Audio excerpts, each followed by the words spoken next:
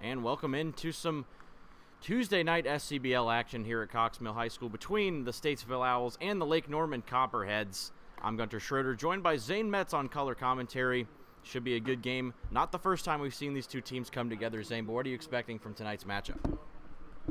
Yeah, I mean, the Owls obviously, started off very hot. We went on that streak of, 14, 15 games in a row with wins, and the Copperheads got pretty cold, but as of late been heating up and won 3 in a row before that loss against the Spinners. So we're looking to protect their home turf here in Concord. Well, be an enthralling matchup tonight as the Owls now sit in second place in the SCBL standings behind the Mooresville Spinners, currently sitting at 16-6, Owls at 15-5. And the Copperheads have climbed into 5th place in the playoff picture right now with a 9-12 record. And as you mentioned, those 3 important wins vaulting them back into the playoffs. It'll be Jacob Painter on the mound to start things off for the Copperheads tonight. Facing a top 3 on the Owls of Steve Smith, Adam Featherstone, and Wyatt Stanley. A strong lineup for the Owls throughout the season. We'll see if they can jump out early against Jacob Painter.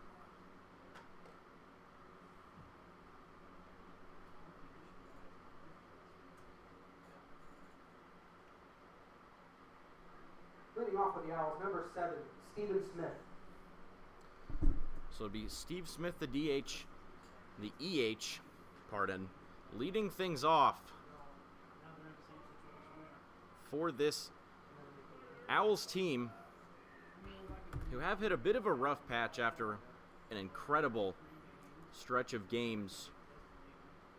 As we mentioned, won 14 in a row after starting 0-3 on the year before a loss to the Spinners ended that. Since then, have went 1-1 in their last 2 games, looking for their 16th win of the year. And 2 quick balls here from Jacob Painter to start off the game against Smith, the righty. Has been a steady force at the top of the lineup for the Owls. 2-0 from Painter on the way. Swung on down the left field line and down into the corner. Single will turn, and Smith retreats. A leadoff knock to get things started for the Owls, and we've seen them put up runs in bunches early in games. We'll see if they can do it again here. A good start, and it'll bring up Adam Featherstone, the center fielder.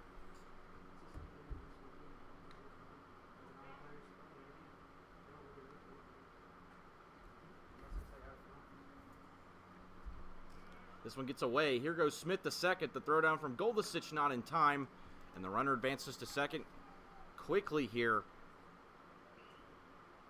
So Steve Smith in scoring position.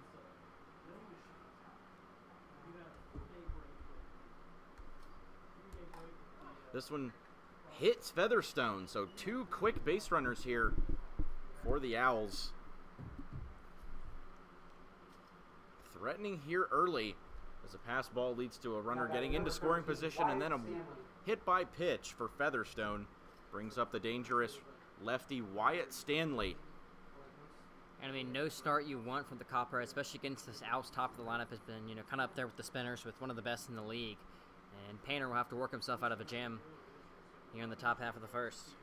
It'll be tough against Wyatt Stanley, who leads the SCBL this year with a .500 batting average in 15 games. 24 for 48 on the year is the Colfax, North Carolina native, playing at Western Carolina.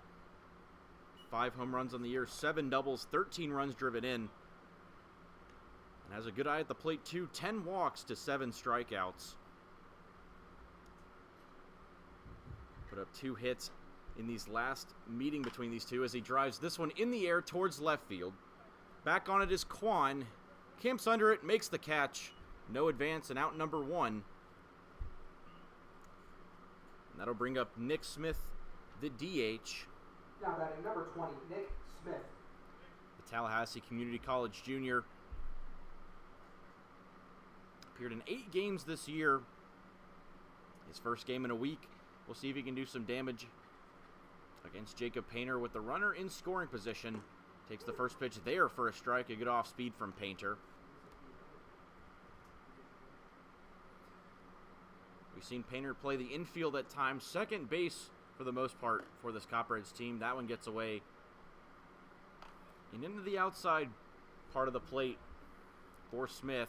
1-1 count here, 1 out and 2 on, as the Owls look to strike first. Pitch on the way, swung on, in on the hands, but towards second base, caught by Lopez. No advance once again, and another big out here for Painter. That time got Smith to swing and a pitch in on the hands. Lopez makes a nice play right up against the infield dirt, and that'll bring up J.D. James, the first baseman for the Owls.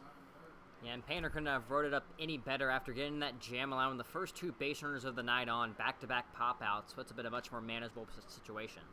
First pitch fouled back to the screen by James. One of the Owls that made the trip to the NACSB Prospect Games for this Statesville Owls crew. 18 for 54 on the year is James. Also has not appeared in the game since July 2nd. Takes a pitch low here from Painter.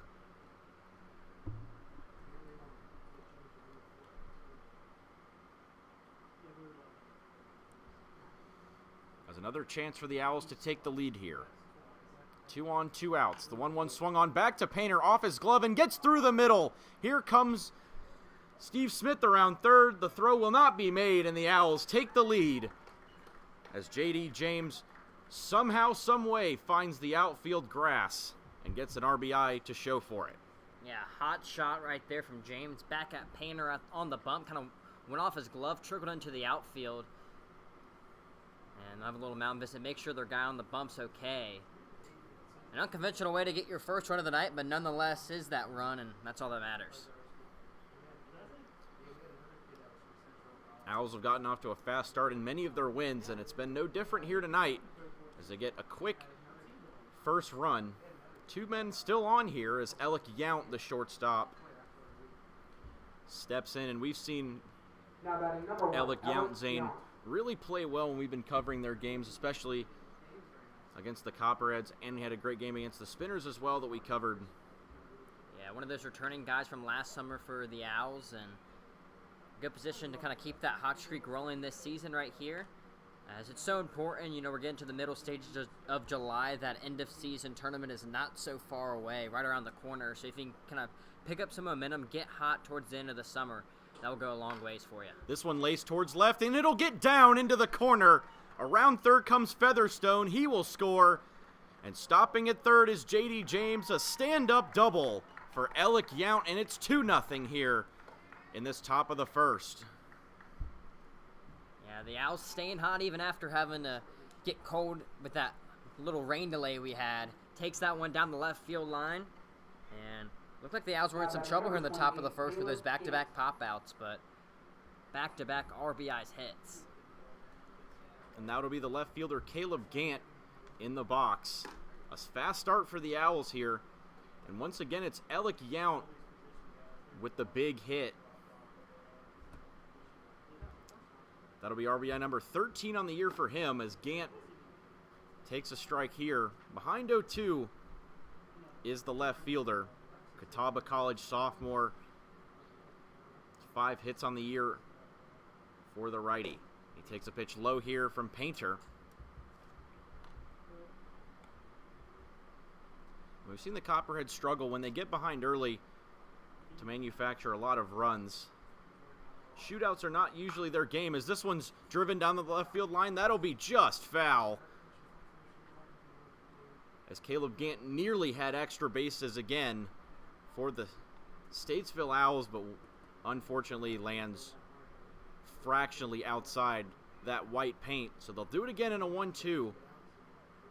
Still 2 out here for Painter. Pitch on the way, swung on and missed. Got him with the outside fastball. But the Owls strike first. 2 early runs. A single by J.D. James and a double by Alec Yount drive in 1 apiece, and we'll go to the bottom of the first. A 2-0 lead for the Owls when we come back.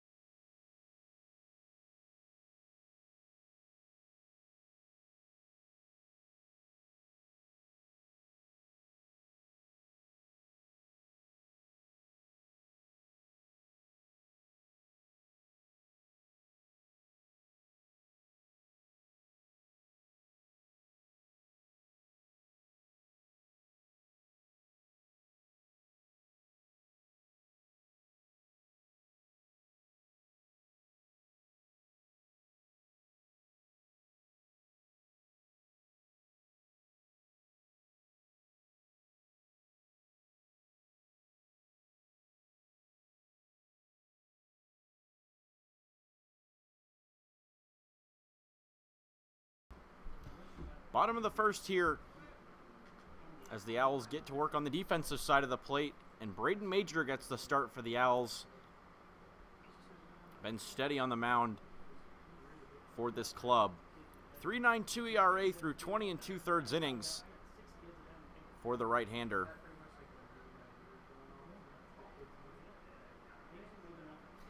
It'll be Morales, Parker Staborski, and Dane Frelick due up in the first inning against Major, looking to get to a good start. First pitch is upstairs to Morales.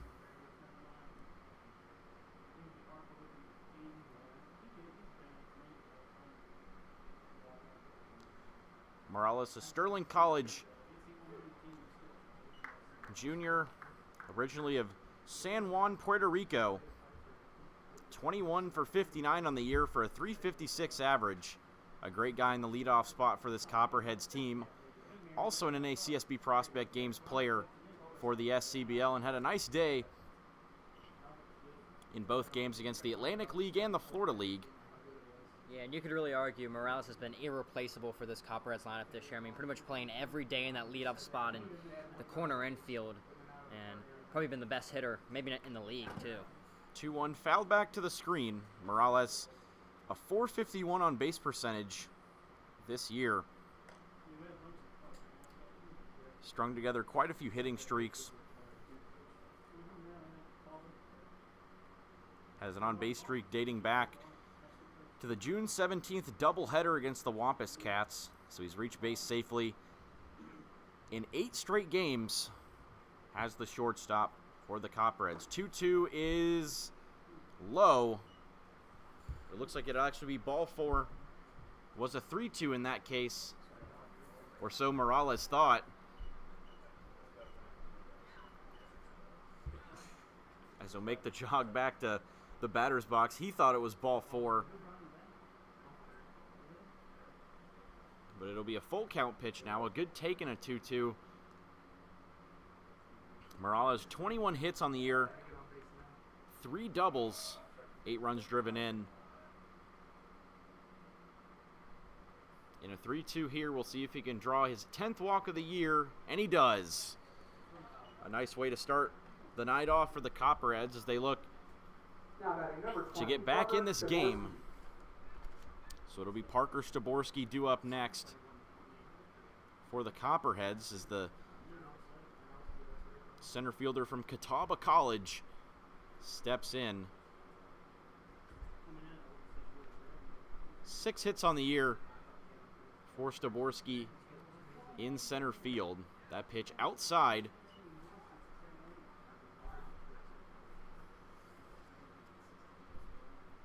Last game against the Wampus Cats yesterday, and Albemarle went 1 for 4 with an RBI and a walk. Ahead 1-0 here of Major. Pitch on the way is there for a strike. Potentially a low zone here tonight. Braden Major, a Mooresville, North Carolina native from Bluefield State College in West Virginia. 2-0 this year for the Owls. Has not pitched since July 1st. Gave up 1 earned run and 1 hit over 3 innings against the Regulators and a 3-1 win while striking out 5.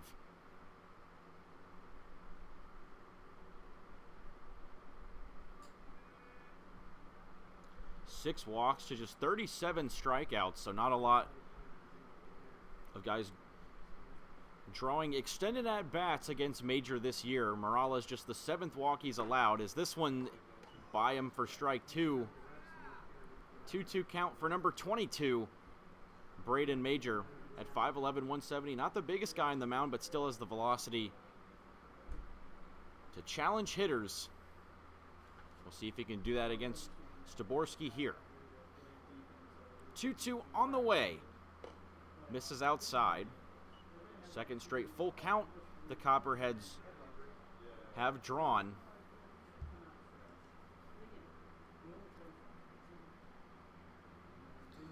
Frelick due up next as the Copperheads look to get back in the game. 3-2 to Staborski on the way from Major. It is upstairs ball 4.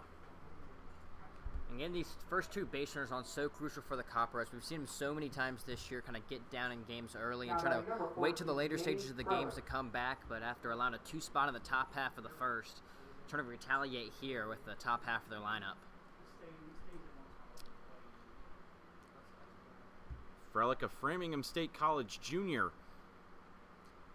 steps in, 17 for 51 on the year. Had 2 RBIs and a hit last night against the Wampus Cats and is in a 10-7 win out in Albemarle. Their 9th win of the year for the Copperheads, who, as we mentioned, have climbed from 7th to 5th.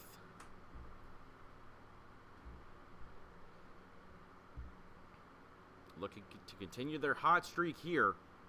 1-0 to Frelick. Swung on and missed. Took a big cut at that one. So Morales stands at second, and Staborski at first, following back-to-back walks. Brock Fowler will be due up next.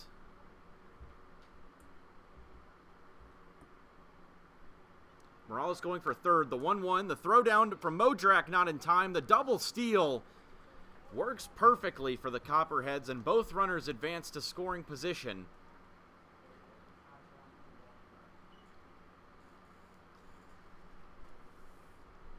A nice play there for the Copperheads. We haven't seen them steal too many bases this season, at least not compared to their SCBL opponents. But a well-executed double steal puts 2 runners in a great spot. 2-0 taken there. 2-1, pardon, taken for now a 2-2 as the inside part of the plate for Major. Looking for a big first out here against Frelick.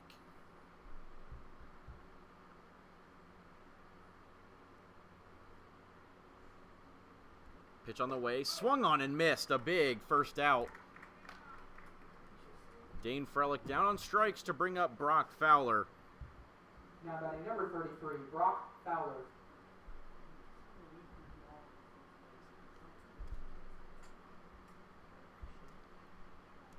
Fowler DHing tonight, the big righty at 6'4", 230, playing down at Wingate University.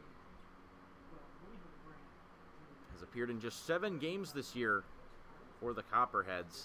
First pitch on the way there for a strike. Made his return to the lineup after a 10-day absence last night, did Fowler.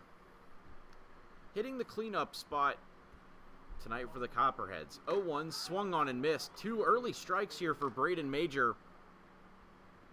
And we'll see if he can get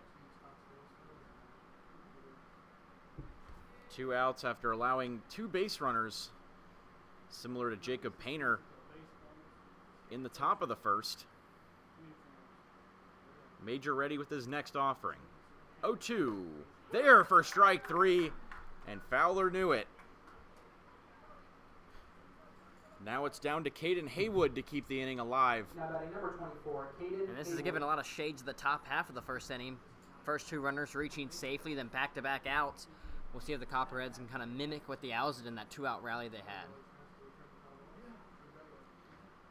Haywood 12 for 36 on the year for a .333 average and picked up a hit, an RBI, and 2 walks last night against the Wampus Cats. First pitch outside from Braden Major. Haywood, a talented kid out of Western Carolina. And as we see in the Catamounts, sending quite a few of their players to the SCBL this year, and they've been playing pretty well, it's safe to say. 1-0 taken low. You see guys like Josh Osiander and Noah Corliss on the Spinners, Wyatt Stanley on the Owls, and Caden Haywood on the Copperheads, doing great work. As Haywood ahead 2-0, still 2 runners on, but now 2 outs. Pitch from Haywood on the way, out of play onto the softball field to our right. As we see Haywood playing first base tonight, primarily a right fielder for most of the season.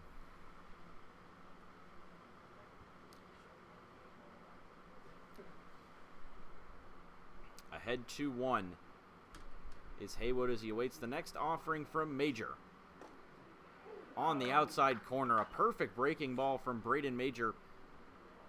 And we've seen kind of all his arsenal so far have we seen from Braden Major. Allowed 2 walks and has now struck out 2 batters, making up for the bases on balls. Now the 2-2. Misses outside, and the count runs full for the 3rd time in the inning. The last 2 resulted in walks. We'll see if Haywood can continue the trend here as Major shakes off the first call from his catcher, Modrak. Now has the 3-2. Payoff pitch swung on, out of play.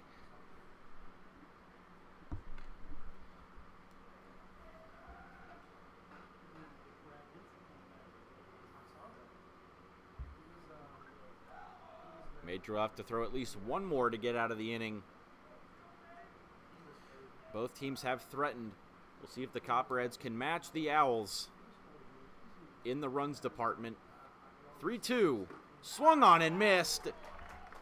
3 straight strikeouts after 2 walks, and Braden Major gets out of the bottom of the 1st unscathed. We'll go to the 2nd. Still a 2-0 lead for the Owls when we come back.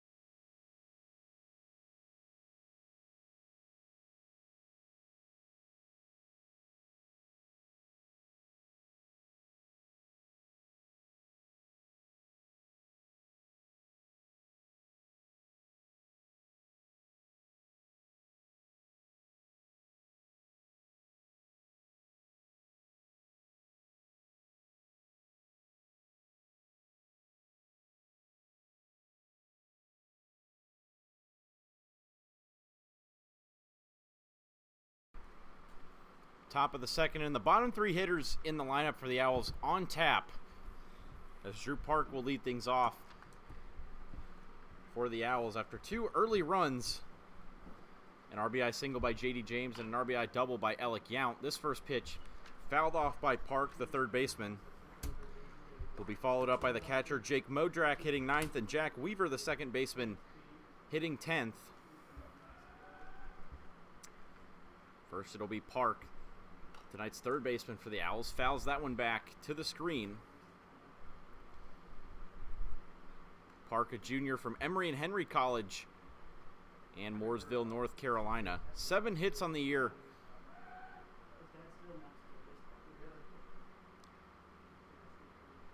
One for 3 on his last appearance against the Copperheads. This one grounded right to Morales. The throw in time.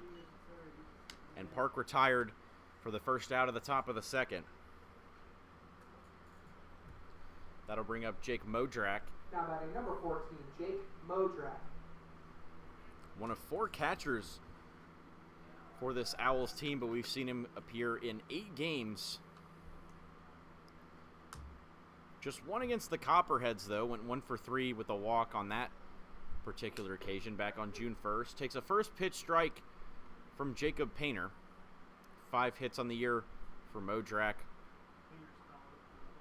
Also a Mooresville native at Lewisburg College. We'll have a catching counterpart in the other dugout is Cody Spillman. 1-1 on the way from Painter. Misses outside. As around the infield, it'll be Goldasich at catcher. You've got third baseman will be Frelick.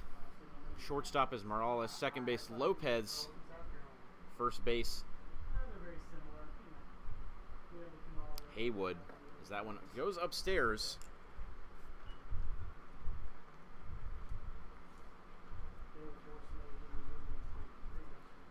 So Modrak ahead 3-1. We'll see if he gets aggressive in a hitter's count.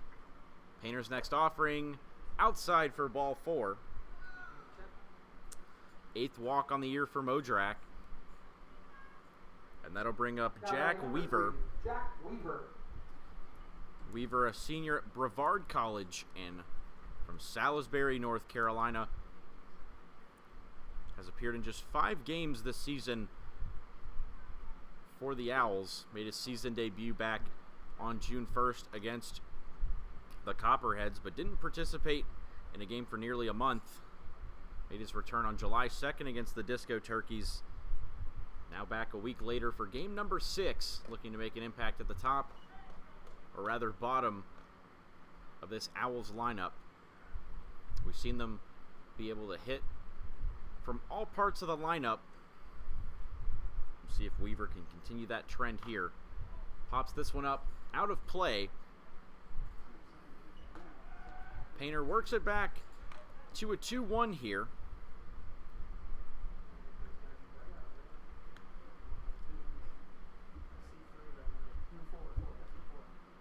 As for Painter, the Eleanor, West Virginia native, this will be his 7th game he's appeared in as a pitcher this year. He's also appeared in 8 games as a position player, and actually pitched a third of an inning last night against the Wampus Cats. Yeah, Painter came in to close that game, and kind of feels like the Copperheads have had their ways with the Wampus Cats this year, now up 3-1 in the season series. 2-2 from Painter. Swung on in on the hands towards left field. Quan running over, makes the catch. No advance from Modrak at first, and 2 down. Yeah, just like you said, Painter worked that one in the hands right there. Weaver was ready to swing, and way too far for Weaver to really do anything with it. Pops it up to left field, and now lineup card flips over back to Steve Smith. Smith, who in his last game against the Spinners went 3 for 5, 2 doubles, 3 runs driven in that first game of the second half for the SCBL, making his first appearance in nearly 2 weeks, is the EH. 2-game hitting streak up to this point. 1 for 5 against the Copperheads in their last meeting on June 22nd, a 13-4 Owls victory. Copperheads have dropped the last 2 games against the Owls after winning the opener on a Jack Lopez RBI single in the bottom of the 9th inning. Smith ahead 2-0 of Jacob Painter. 4.7 ERA through 13 1/3 innings pitched. This one on the ground will stay fair for Frelick. The throw across the diamond in time and gets the 3rd out. A nice play there by Frelick.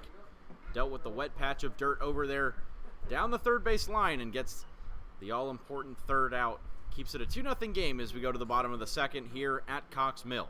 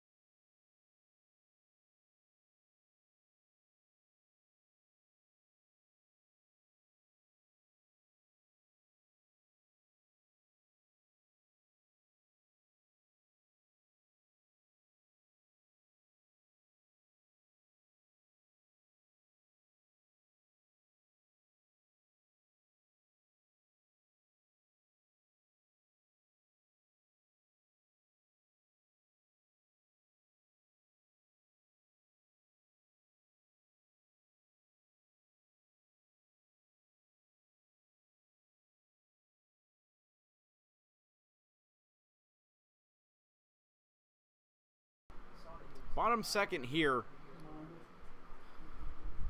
from the SCBL YouTube channel live at Cox Mill High School. It's the Statesville Owls facing off against the Lake Norman Copperheads here on this Tuesday evening. Thank you for joining us. It's a 2-0 lead for the Owls here early as Aiden Kwan steps in, the recent graduate of Central Cabarrus, heading off to Monmouth in the fall, and has had a nice uptick in performances recently. 3-game hitting streak, including 3 hits, a double, and 4 RBIs against the Wampus Cats on July 1st. Has raised his average to 255 on the year. 0-1, in on the hands, popped up towards the left side of the infield, and a nice catch there by the third baseman, Drew Park. 1 away here in the bottom of the second. Now batting number 1, Jack Lopez. And we already see Major on the bump, kind of settling in after walking those first 2 batters, now retiring 4 straight. And now bring in a former Cox Mill guy, Jack Lopez. And we see Lopez in that righty's batter's box, but was the starting pitcher last night for the Copperheads. And a lot of runs, but his offense put up a lot of runs as well and got the win. That's all that matters. Yeah, went 5 innings in that one. Did allow 6 runs, but still got the win. 10 innings pitched now on the season for Lopez. 5 hits on the year for the second baseman. Takes a pitch on the outside corner by Major. First appearance as a position player since July 3rd in a 3-2 win against the Corn Dogs. That one ending in a dramatic fashion with a walk-off by Josh Jones. 0-1 by Major on the way, and runs in, hits him on the back. So Lopez has his second hit by pitch of the year. Does reach base with Now one down number here. 21, Matt Goldisich. Now Goldisich, the catcher. Matt Goldisich, a Springfield, Illinois native from State Fair Community College. 6 hits on the year and went 1 for 4 last night against the Wampus Cats out in Albemarle. Will get the start for the second straight day behind the plate. Swings to the first pitch, out of play. No hits so far for the Copperheads, but 3 men reaching base on 2 walks and a hit by pitch.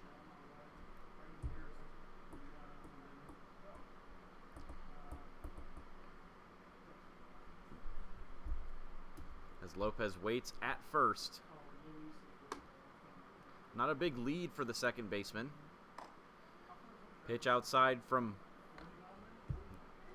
Braden Major.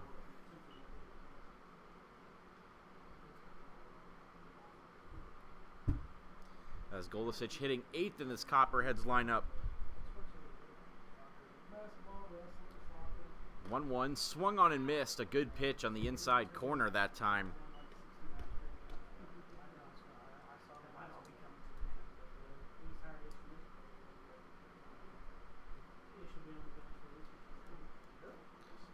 After a disappointing end to the first inning, the Copperheads look to make it a better second inning.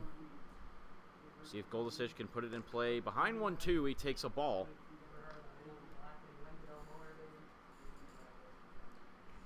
Lazaro Santos on deck, the EH. Major will check back. The 2-2 on the way from the right-hander. Pitch swung on and missed. Tag applied. And the 4th strikeout of the night for Braden Major is a big second out. Now batting number 6, Lazaro Santos. Major got him fooled on the slider right there in the dirt. A perfect 2-strike pitch, and he'll get rewarded with the second out of the inning. Santos, 8 hits on the year. The freshman from Cleveland Community College.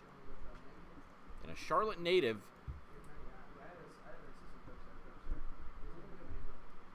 First pitch from Major, swung on and missed. Looks like he went maybe back to that slider. But either way, got him to chase low.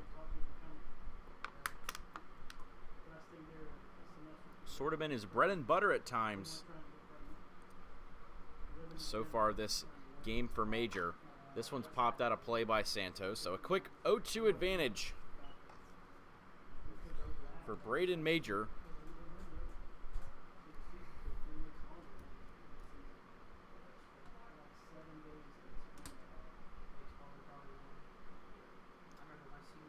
Major, one of the pitchers that made the trip up for the NACSB Prospect Games for Statesville. See if you can get out of the jam here in the second. 0-2 misses inside, as there's still just one batter on in the form of Lopez, who's not threatened as a stolen base potential quite yet.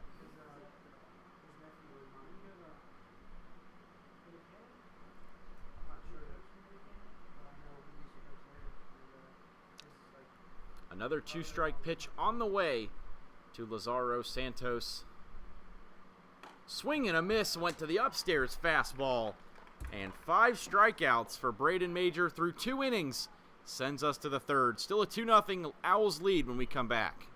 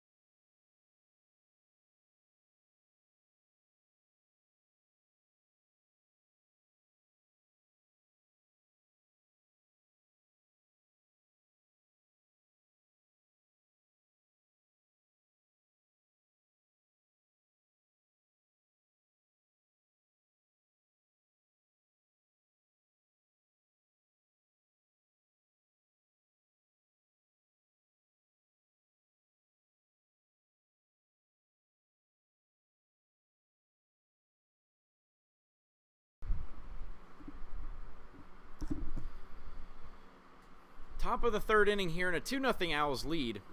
Heart of the lineup due up for Statesville, starting with Adam Featherstone, who lets go of the bat. Hits Stanley in the on-deck circle.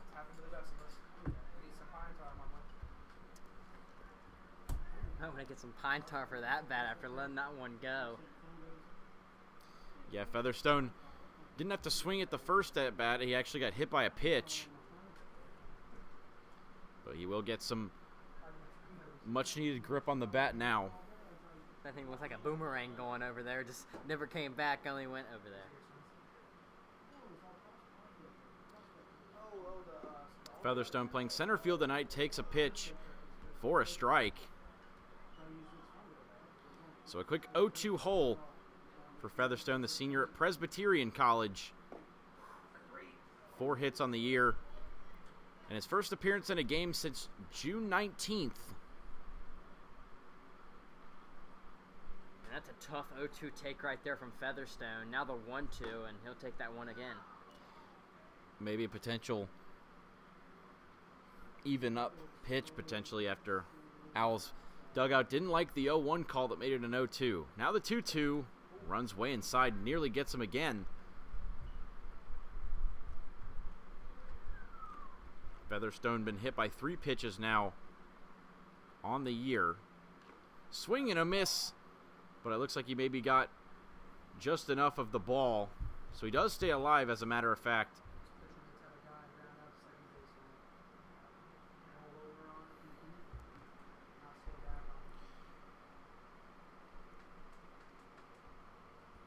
Adam Featherstone, Wyatt Stanley, and Nick Smith do up this inning. A full count pitch ahead for the second time for Featherstone.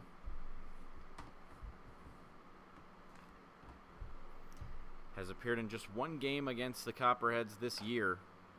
Puts this one in play in a full count in the air on the infield, and a nice play by Lopez for the first out.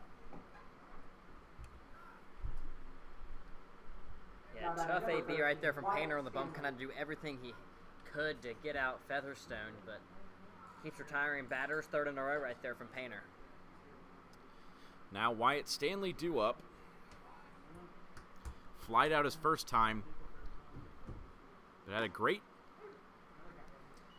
outing in one of his other games here against these Copperheads. Hit a home run way out to right field, as a matter of fact, in one of them.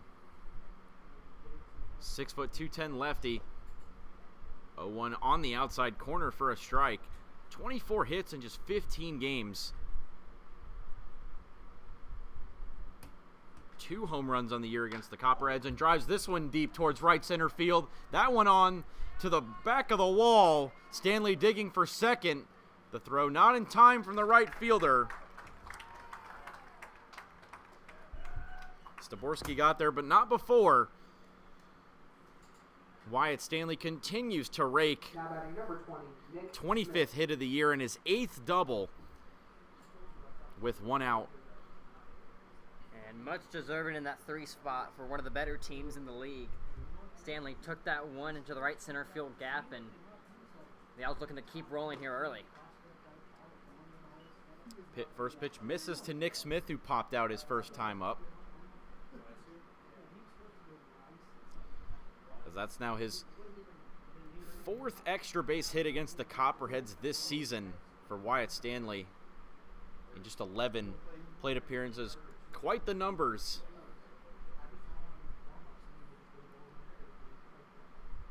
Who, dating back to June 7th, has quite the hitting streak going. That's now 12 games in a row. 14 games in a row that he's had a hit. And continues to lead the SCBL in batting average, back up to 500 on the year. Nick Smith swings through the 2-1 here. Smith a 2-1, 6-1, 215. Righty DHing tonight. 5 hits on the year.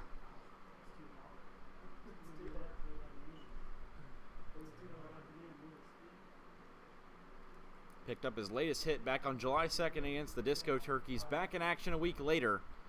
3-2. Swing and a miss, and Painter gets the strikeout.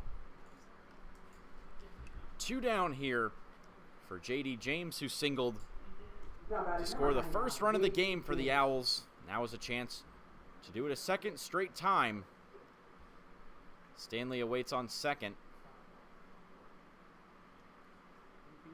J.D. James, the only hitter that made the trip for the Owls up to the Prospect games, swings through the first pitch in the dirt.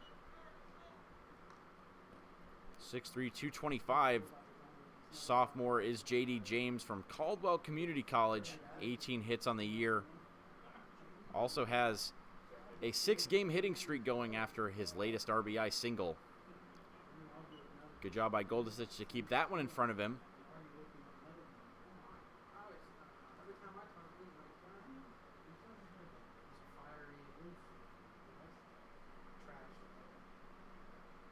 Stanley's double, the 4th hit of the night for the Owls.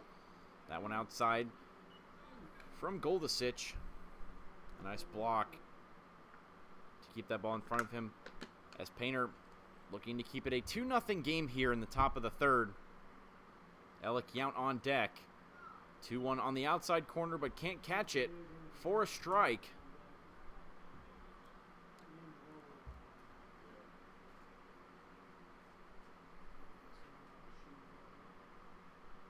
Now the full count, or the hitter's count, pardon, in there for a strike. James ready to throw the bat for ball 4, but instead, it's a full count. See if he can do some damage and brings Stanley home. Payoff pitch upstairs, ball 4. Walk number 11 for J.D. James. Puts 2 men on for Yount.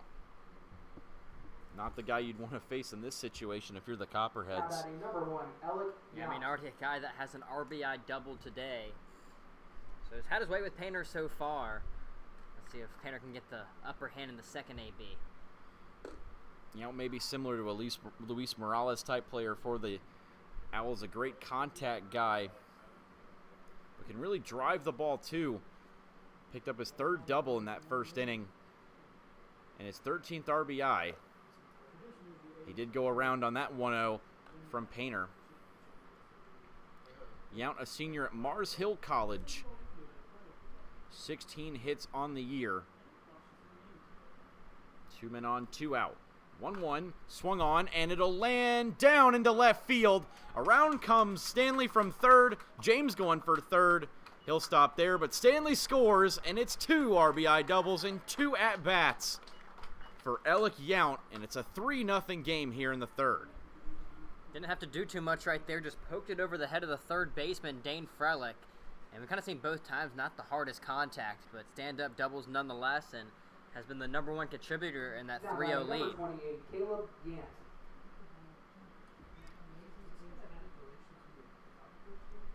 It looked like a pretty easy double for him there. Just moved the runners over and keeps the inning alive for Caleb Gant. As he drives this one towards left center field, coming in on his Quan, makes the catch on the run. Out number 3, but not before. Another RBI double by Alec Yount extends the lead for the Owls. It's 3-0 as we head to the bottom of the third.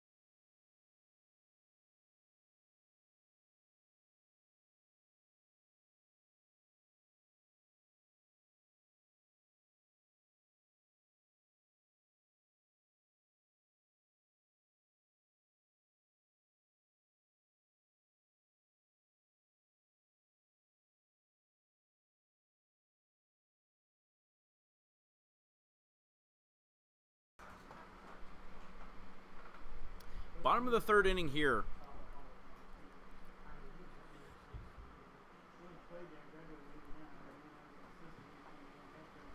As Connor Welker leads things off for the Copperheads.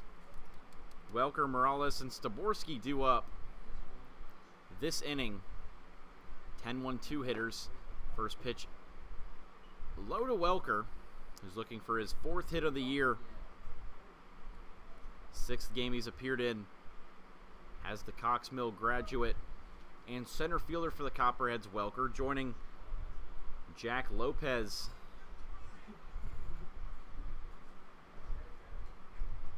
On the way, swung on, out of play foul.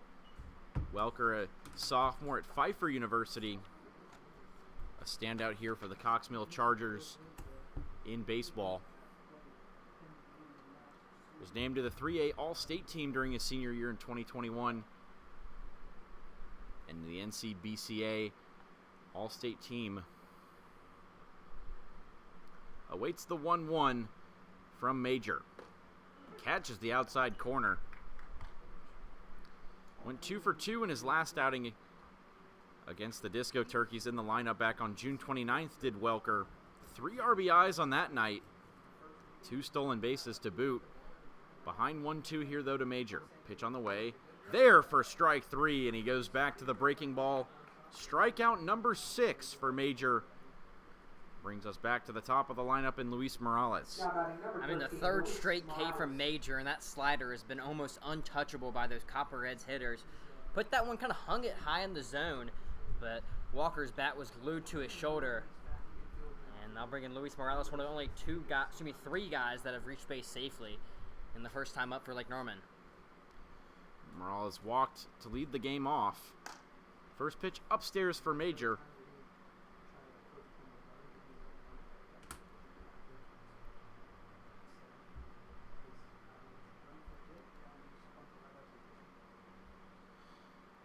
Next pitch on the way, swung on out of play down the right field line for Luis Morales.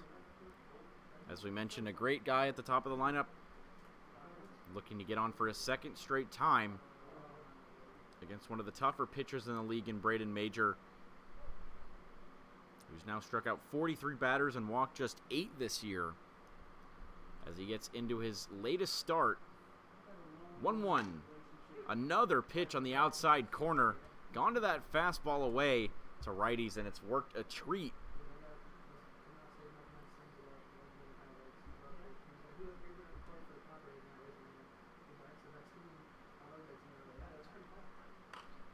Now his latest offering out of play.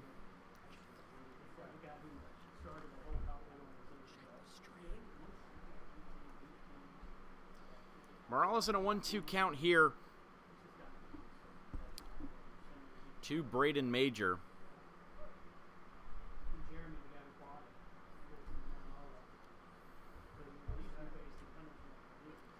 Now the 1-2. Back towards Major off his glove. Charging to make the play is Yount, and it is in time. What a play by Yount.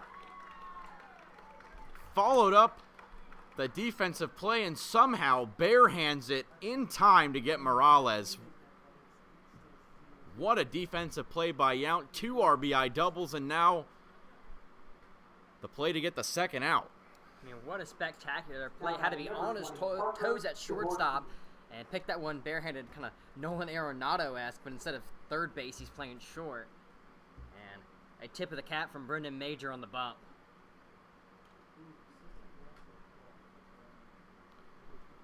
Two down for Staborski. An unlucky turn of events, as we saw the Owls have hit quite a few balls up the middle too, but just haven't had the fortunate bounce maybe, as Major got just enough of his glove on that to keep it in the infield. And Yount had enough time, maybe shaded that way a little bit, to make the play. 1-0 on the way from Major. Another strike outside corner. Staborski walked his first time up for the Copperheads.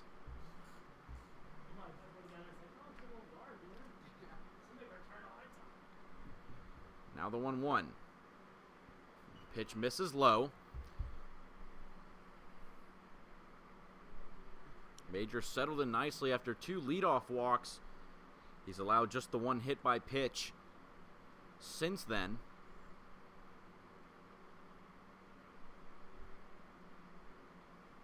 Retired 8 of the last 9 batters that he's faced. 2-1 there for a strike. Fastball working effectively. Yeah, I mean, especially in this AB, we've been able to see him as set up that fastball earlier in the count and then rely on that slider and 2 strikes. And we'll see if he goes back to it with a 2-2 to Staborski. Deuce is wild. The 2-2 on the way and fouled off.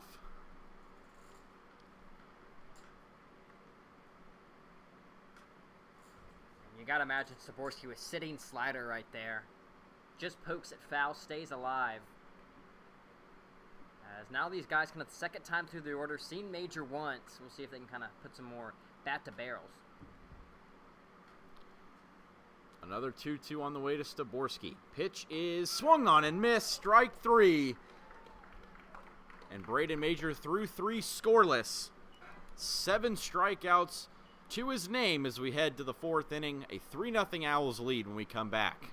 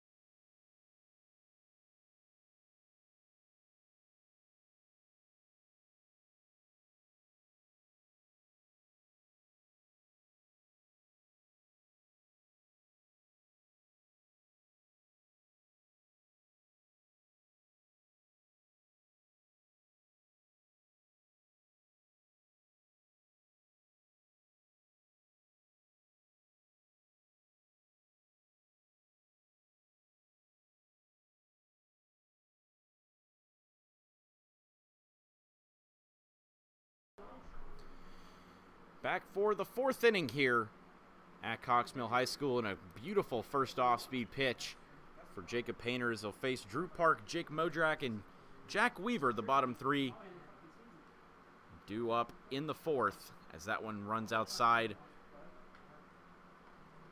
Painter looking to keep this game within reach for the Copperheads.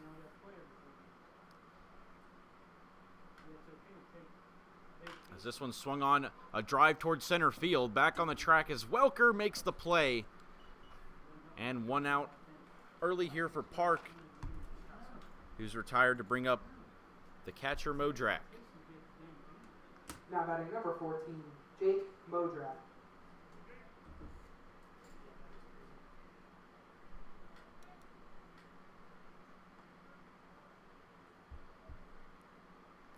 Modrak walked his first time up tonight. First pitch runs inside and hits the catcher for the Owls. So we'll stay at 0 for 0 with a walk and a hit by pitch, but advances to first nonetheless for Jack Weaver, who flied out his first time up. Number 3, Jack Weaver.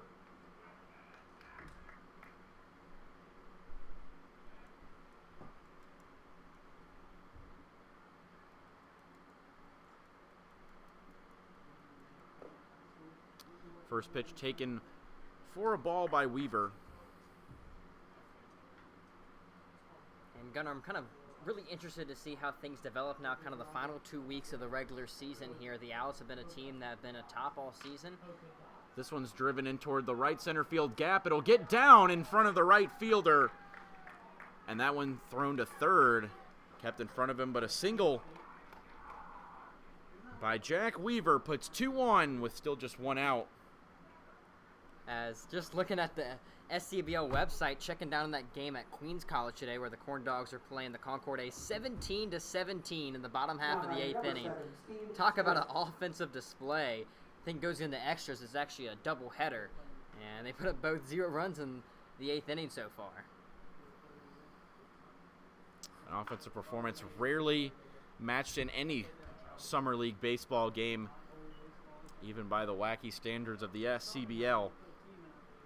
Well, I mean, the second game was supposed to start at 7 o'clock. It's already 8:15, and it's going to be a late night in South Charlotte.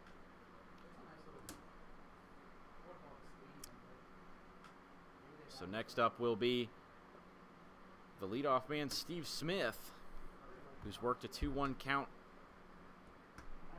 And now we see these Owls hitters kind of facing Painter for the third time tonight. Once you get through the order, 2 times, that third time up, you're very familiar with the pitcher up there. And possibly some more barrels by these Owls hitters, kind of just seeing weak contact resulting in runs so far. We'll see if they can extend the lead any further. Already ahead 3-0 are the Owls, looking for win number 16 on the year. Waited on by Smith through the left side, a base hit around third, and stopping there is Modrak, but the bases are loaded with 1 out.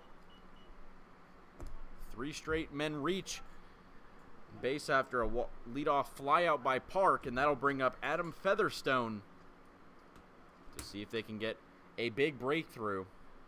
As we get back to towards the Owls' top of the lineup, we'll see if they go to a pitching change. At the very least, it'll be a mound visit for Jacob Painter. Yeah, I don't think a pitching change is necessary just yet, but just kind of calm down your guy on the bump. Already obviously worked himself into a tough situation here, but we've seen Painter have some guys roll over so far tonight. Double play would be crucial in this inning.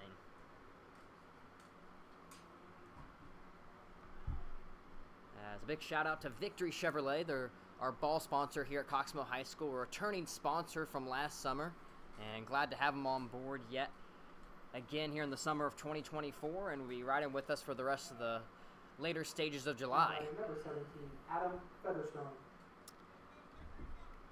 A great platform to showcase your brand as well.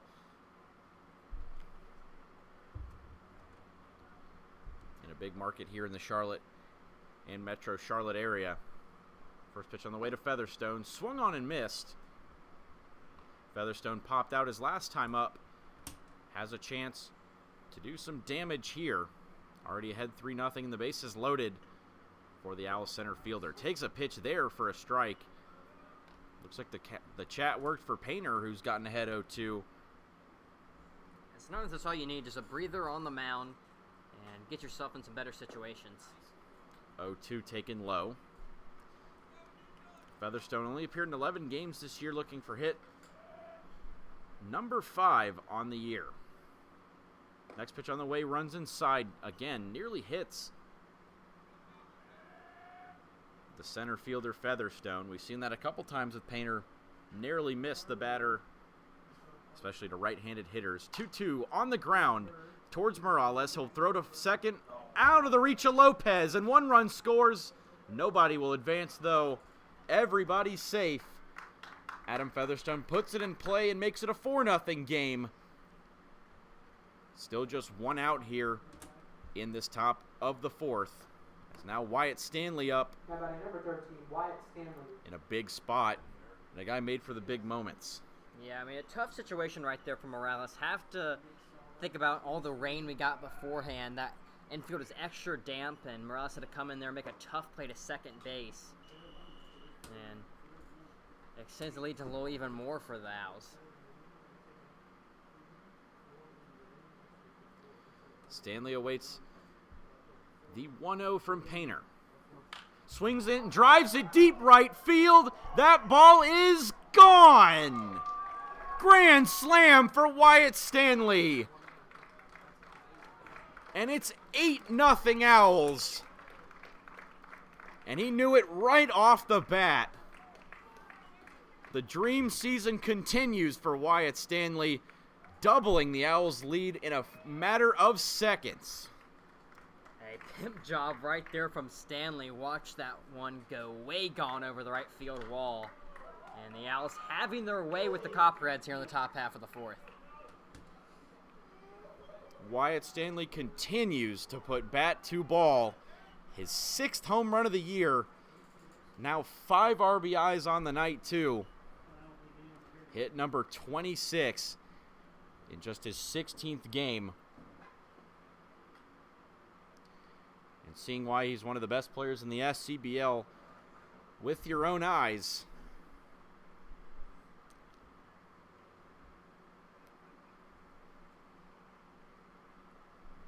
And a little update from South Charlotte. The Corn Dogs walk it off in the bottom of the 8th. 18-17 final score. Kind of a Western shootout. What a game that was to watch, especially at a Division I ballpark down there in Queens University. And far from the last ballpark the Corn Dogs will be making a trip to, as they'll be playing 2 games up at the Kannapolis Cannonballers Atrium Health Ballpark up there in Kannapolis. Cannonballers, of course, the single-A affiliate of the Chicago White Sox. I mean, a beautiful new ballpark the Cannonballers have in Kannapolis, and gone with the Intimidator Stadium now and with the Atrium Health Ballpark, and can't ask for a better single-A facility, and the SCBL and the Corn Dogs are glad they can use it for 2 nights during the All-Star break. And definitely a great place to watch some baseball, as both games are on sale. They'll be playing the Spinners and the Copperheads in those 2 games, July 12th and 13th. As the new pitcher enters the game, it'll be Will Gray.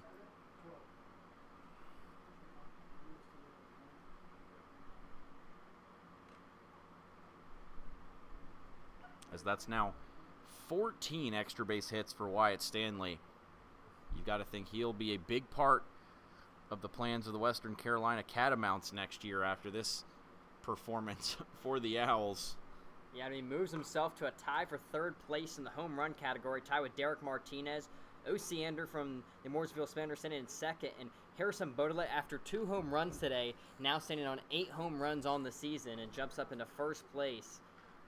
And Baudelaire, not a contact guy, but most definitely a power guy. Led the league in home runs last year and the front runner so far here. Enthralling race between some of the best power bats in the league. As we head towards the latter part of this season, as Gray's first batter he'll face will be Nick Smith. Still just 1 out in this top of the 4th. First pitch swung on, popped up into the shallow outfield grass. Making the catch is Haywood at first. And out number 2 will bring up J.D. James. As Will Gray, our new guy on the bump for the Copperheads, and not much pitching action so far this season, but looking kind of to weather the storm and flip things back over to his offense.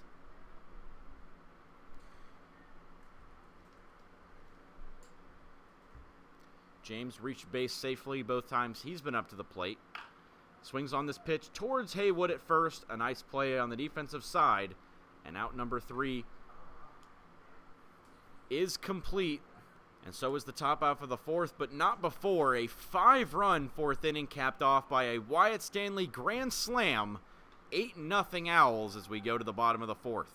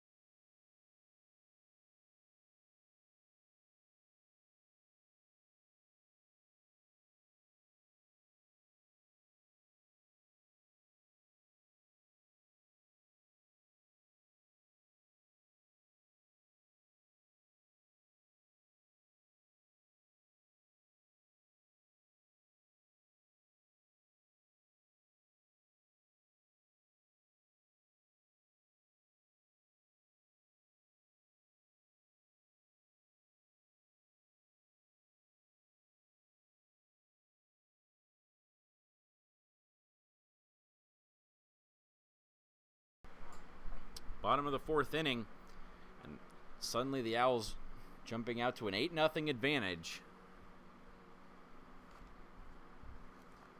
After Adam Featherstone put a ball in play to make it 4-0, Wyatt Stanley crushes a grand slam to right field and doubles the Owls' advantage, showing you why they've been one of the best offenses in the league all season long. And now Major out there for his fourth inning of work. He'll face 3, 4, 5 hitters in the lineup. Dane Frelick, Brock Fowler, and Caden Haywood due up, all three of them striking out their last time. And I mean, Major has been pretty much lights out on the bump today for the Owls. Probably one of the better pitching performances we've seen so far this year, but still early. And a lot more ball game to be played. Copperheads held scoreless up to this point and hitless. Have 3 base runners in the form of 2 walks and a hit by pitch. And ahead 1-2 here of Dane Frelick is the righty Braden Major.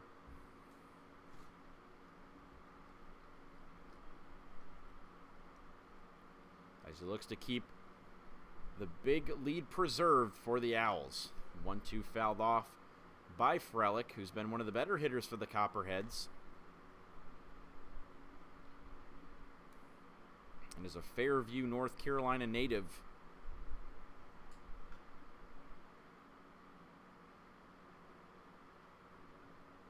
"17 hits in 13 games for the third baseman."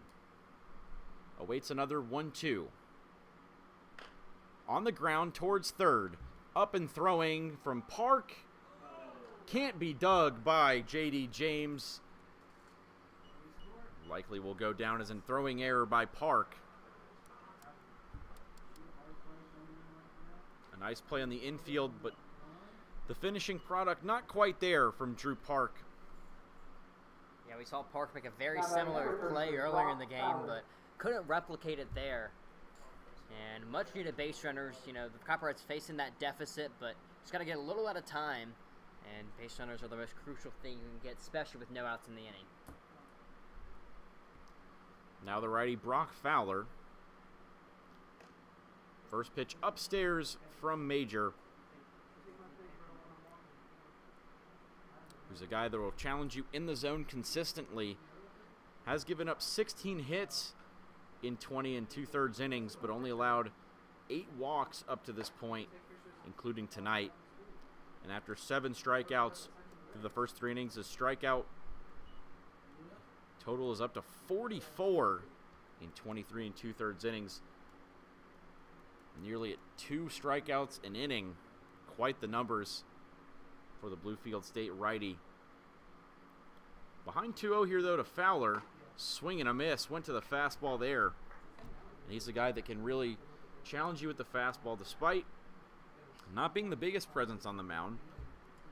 Yeah, and we've seen not only the velocity, but later in this one, kind of putting them on the outside portions of the plate and setting up that slider in the later stages of at-bats. Has allowed more than 4 hits in an outing just once this year. 2-1 swung on and missed. As the big blemish on his outing so far was 8 hits, and 4 earned runs, 5 runs in total against the Athletics in 4 innings, but still struck out 9 batters and walked 2 in a 7-6 win back on June 19th, but has allowed just 1 run and 1 hit in the 4 innings since, as Fowler works a full count against Major. We'll see if he can maybe get a ground ball here. Still 1 down, or no one down, pardon, in this 4th inning.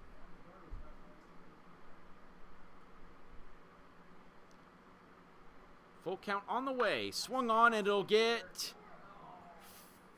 just foul for Fowler, who thought he maybe had a double. We've seen quite a few doubles go down that left field line for the Owls. Nearly the first one for the Copperheads. Another 3-2 soon come. Yeah, kind of the first of some hard contact we've seen tonight. You know, maybe that ball's not fair, but at least we see some more Lake Norman hitters putting hard contact on balls.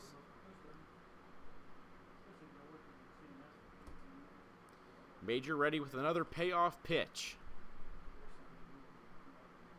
3-2 swung on another fly ball, but foul. And much of the same from Fowler. He was early on the off-speed stuff, puts it down the left field line. We'll see if Major triples up with the slider or goes with the heater here.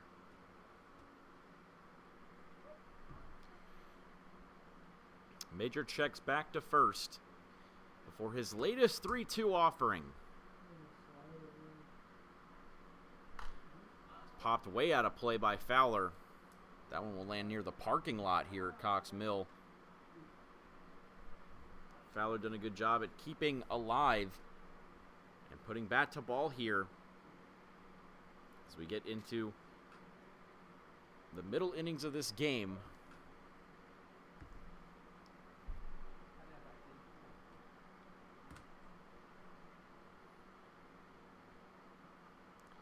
Major ready. And ball 4, hard earned by Brock Fowler. After fighting off multiple 3-2 pitches, he's on base. Brings up Caden Haywood with 2 men on and still no one out here in this bottom of the 4th. Copperheads looking to get back in this game. Long way to go, but this is a good start.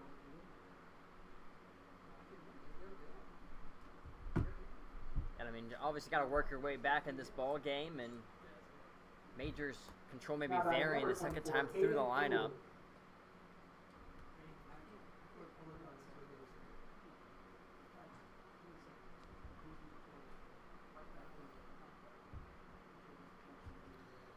Haywood, 12 hits on the year in 11 games. A 13th would be big in this situation. Still no one out, 2 on. First pitch fouled off. As Major's first real challenge he's had since the first inning. Keeping guys off the base path. Still has not allowed any hits though, just the 3 walks and the hit by pitch. As he'll check back on second. And Frelick. This one will go. A nice play by Yount, but it can't keep it out of the infield. And here comes the runner home. Frelick will score. And the Copperheads do get on the board. It's an 8-1 game as Caden Haywood rolls it back up the middle. Alec Yount tried to make another incredible play, but instead this time it comes out of his glove and into the outfield. Yeah, really wacky play right there. Kind of had to keep that one in the infield, then got it with his glove, tried to flip it up to the second baseman to throw to first. But almost a rainbow, and allows the runner home. Now Aiden Kwan due up. First pitch is misses for Major, who certainly thought that was a strike. Haywood now stands at first. And Fowler at second.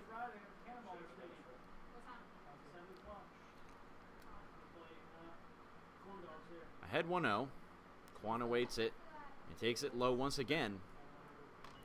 He popped out his first time up.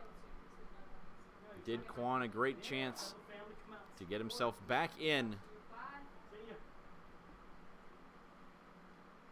the hit column here. Still no one out. After the single led to a run scored by Haywood. Takes a pitch low. 3-0 now to Aiden Kwan. The first sign of maybe some control issues here after allowing the first hit of the game to Haywood.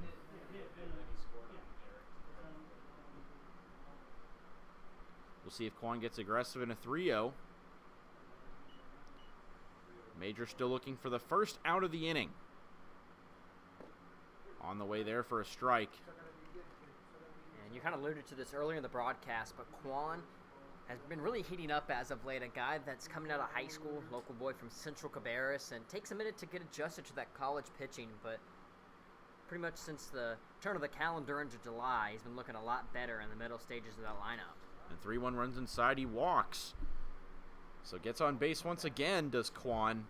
Loads the bases, still no one out for Jack Lopez, who was hit by a pitch his first time up.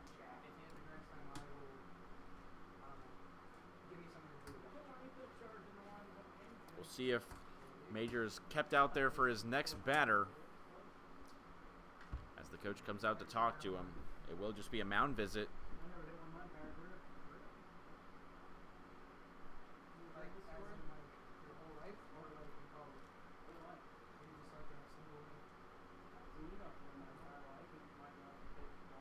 And we see the mound visit with Major on the bump. As looking good early, now in a full count and jam here. As this game one of many. Obviously, we have the second leg of the doubleheader down in South Charlotte. We see the Wampus Cats with a 1-0 lead over the Mooresville Spinners in the top half of the sixth inning. And 4 games and a lot of good action in the later stages of the season. And we have 3 games tomorrow night as well.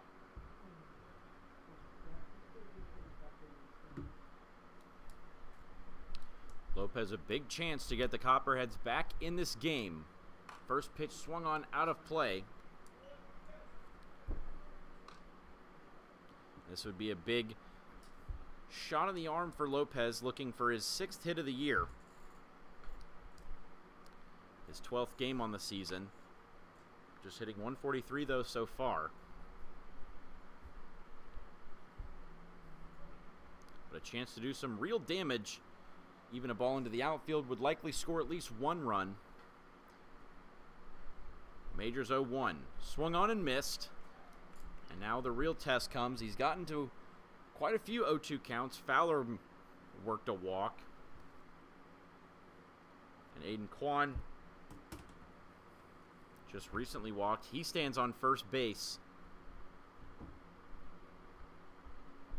Major ready. 0-2 outside. And you get the feeling maybe the first out will be a big one in terms of how this inning goes. The more the Copperheads string together some hits, the more momentum they'll have no matter who the pitcher is. Now 1-2, swung on and missed a big first out for Braden Major, who gets Lopez swinging, and that brings up Goldasich, who struck out his first time up. Yet again, another chance to make a big play in a big situation, as that's now Major's 8th strikeout on the night.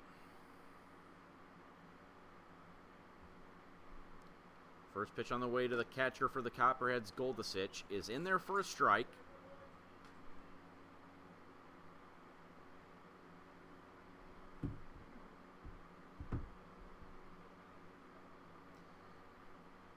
Major ready with the 0-1. And this one gets past the catcher, Modrak. Here comes the runner from third. He'll score standing as Fowler makes it an 8-2 game on the pass ball. Yeah, Fowler, a big guy heading down those 90 feet to home base, gets the second run of the evening. And Copperhead some life in the middle stages of the game, something we haven't really seen so far this year. Some fight back in this 4th inning. 2 runs across, the potential for many more.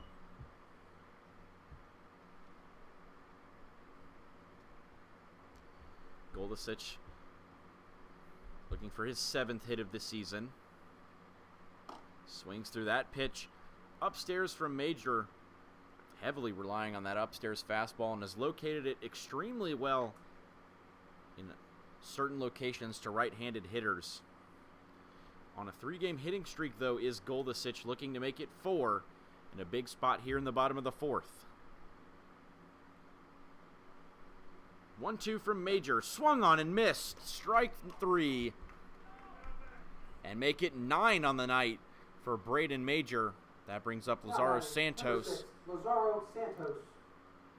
And even in an inning that Major still hasn't looked the best, 2 outs, 2 strikeouts, as a guy that's going to go up there, just shove and attack hitters and put them on the back foot.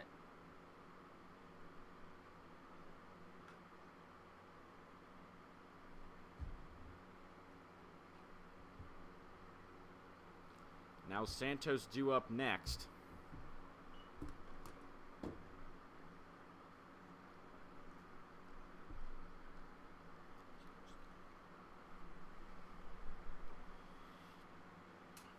Takes a first pitch for a ball, does Santos, the freshman from Cleveland Community College.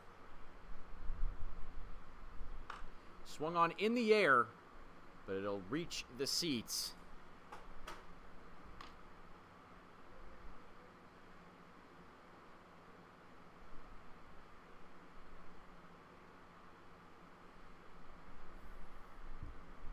Santos, a Charlotte native.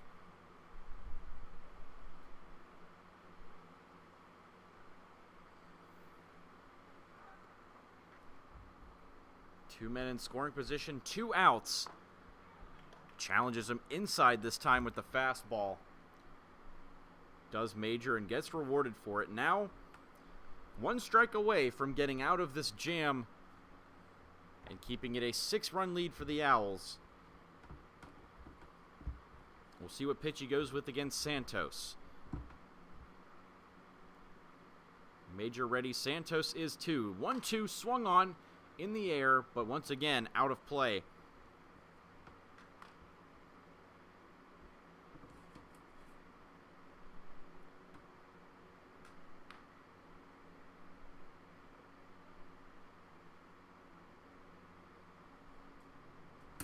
The third strike has been the most difficult for Braden Major to get. We'll see if Santos can continue that trend here. Another 1-2 on the way. Major's pitch swung on, and a third foul ball in the at-bat. That's really been the difference maker in this inning. It's just guys, when they get to 2 strikes, actually being able to battle and put stuff in play. But in the earlier stage of the game, we saw Major, once he gets to 2 strikes, pretty much the at-bat was over with that slider. Santos looking for hit number 9.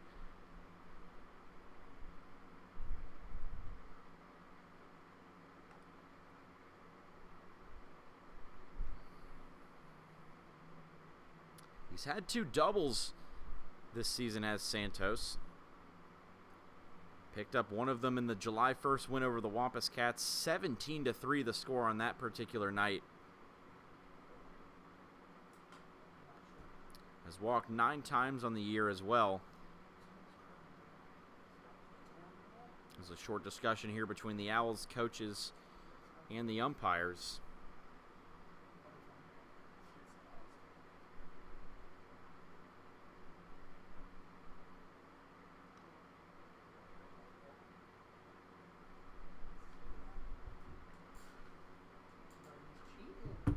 Still having that discussion now. We see both teams' managers over there having a chat. Yeah, seems to be something regarding the baseballs potentially. Maybe some sticky substances on the mound from Major. Not trying to throw blame, but I mean, what else could you think it could be? I mean, yeah, other than that. It may be just the type of baseballs the Owls or Copperheads are potentially providing. We don't really know.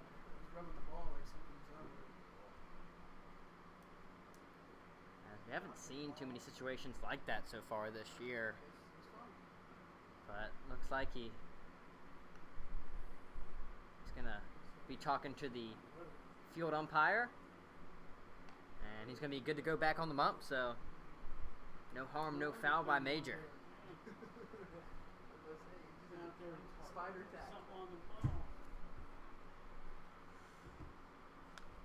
So after the delay is over, Santos will try and keep the 4th inning alive for the Copperheads. Already 2 runs across, looking to make it a few more if everything goes right. Another 1-2 on the way from Major. That time it's there for strike 3 and make it an even 10 on the night in terms of strikeouts for Braden Major as we go to the 5th inning. An 8-2 lead for the Owls when we come back.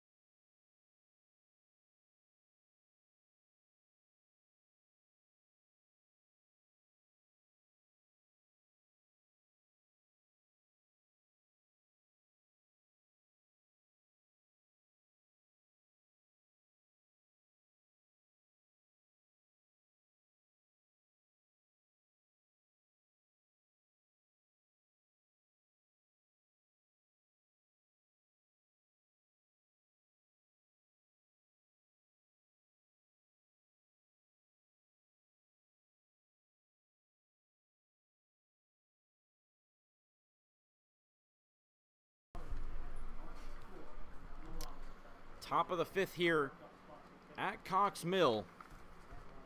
And Alec Yount back up at the plate. 2 RBI doubles and 2 appearances tonight at the plate for the Owls shortstop. Facing off against Will Gray for the first time tonight. Takes a first pitch strike.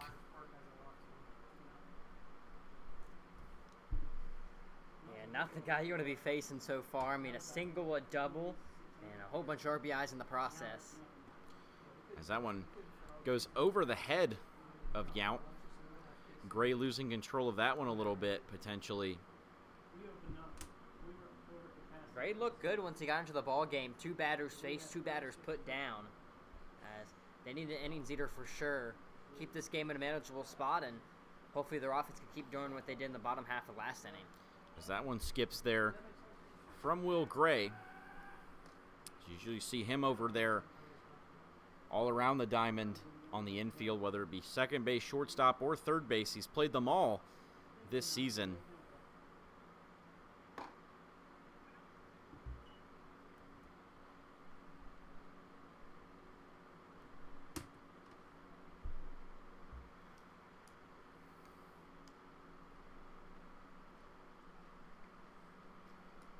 Three one on the way from the righty. Swung on and missed by Yount.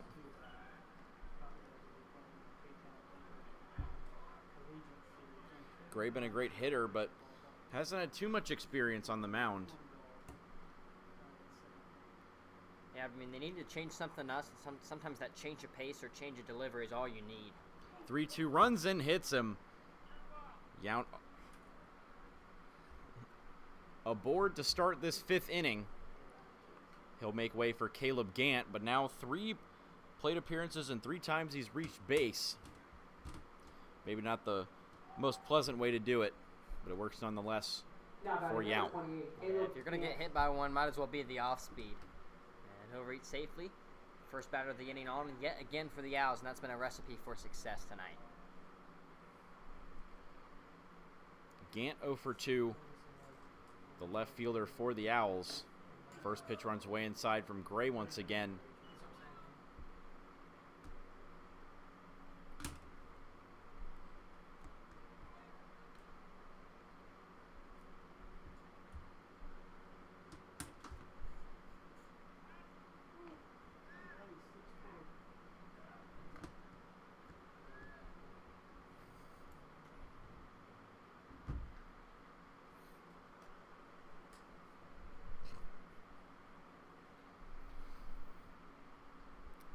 Next offering on the way to Gant, fouled out of play. It's a 1-0 count, turned to a 1-1 as it lands right near our broadcast booth here at Cox Mill High School.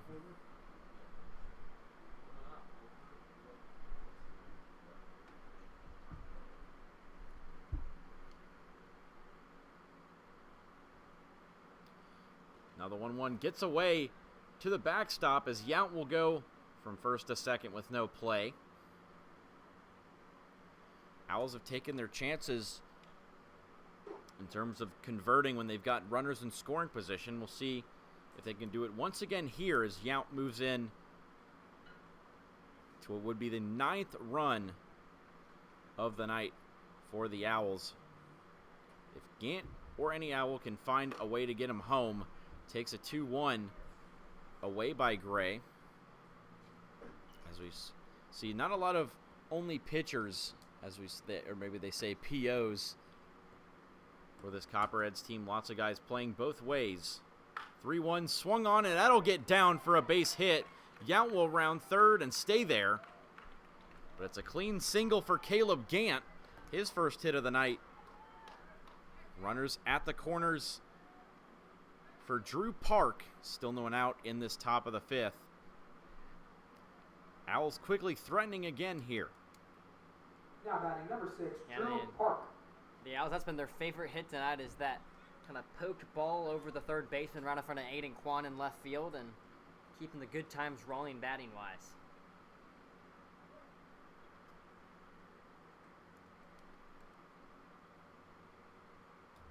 Park 0 for 2 as breaking for second is Caleb Gant, and he's in there for a Pretty clean steal at the end of the day. Maybe it looked a little closer than it actually was, but nonetheless, 2 runners in scoring position and takes away the threat of a double play for Copperheads infielders.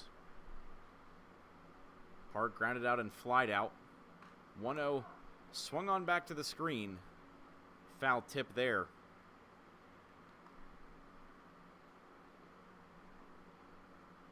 Yeah, that eliminates the double play, and now we have to see those corner infielders in, that being Frelick and Haywood at first.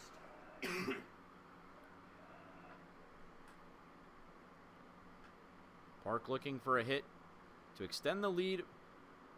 Back up for the Owls. Instead, it's another hit by pitch for Gray. And the bases loaded with no one out for the catcher Modrak, who was hit by a pitch himself last time up.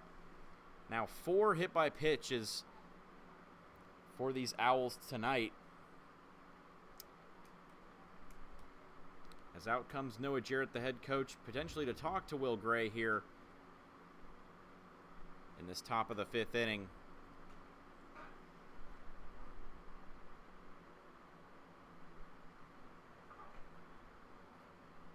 I mean, bases loaded, no outs in the inning. Has got to keep things close, and a good discussion with Gray just to calm him down. Had some control issues last couple of batters. Well, we've obviously seen he can do it on the bump. Retired the first 2 batters of the night he saw. It's all about getting back in the correct mindset, facing off against Jake Modrak. A walk and a hit by pitch for him tonight. A chance to do some more damage as well for him. There's still nobody out, and the bases loaded here in the top of the 5th. Far from the first time that that's happened for the Owls tonight, as the last time it happened was back in the last inning when Wyatt Stanley hit that grand slam to make it 8-0. Copperheads responded with 2 in the bottom of the frame, but now the Owls a chance to get into the double digits in terms of runs in a quick manner.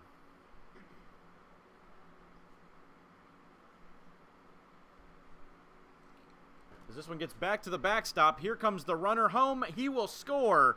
Alec Yount on the pass ball in a 9-2 game.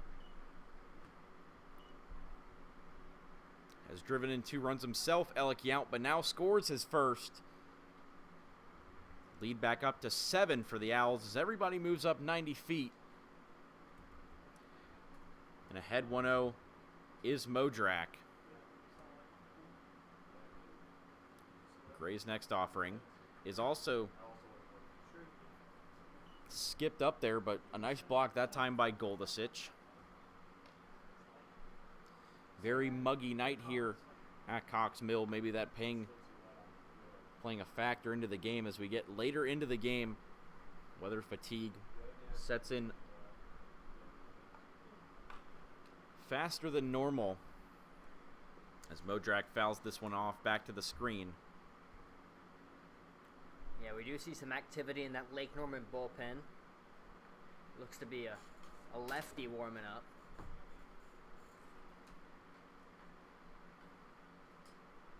Gray's next offering. On the ground, it'll just go foul. Frelick thought he had a play, but left of the third base bag, so they'll do it again in a 2-2.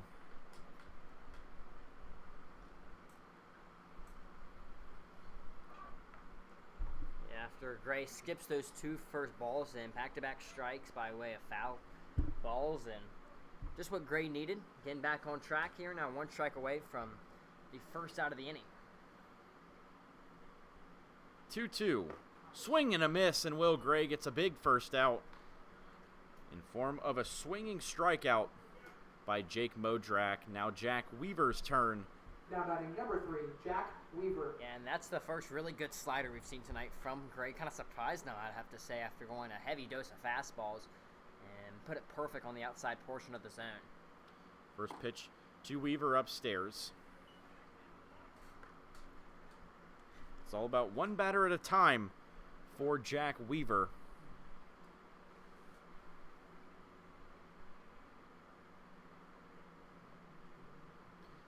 Next pitch also outside for Will Gray.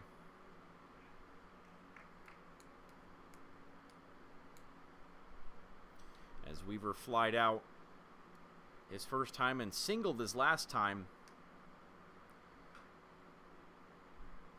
Scored on that Wyatt Stanley grand slam and swings through that 2-0 upstairs.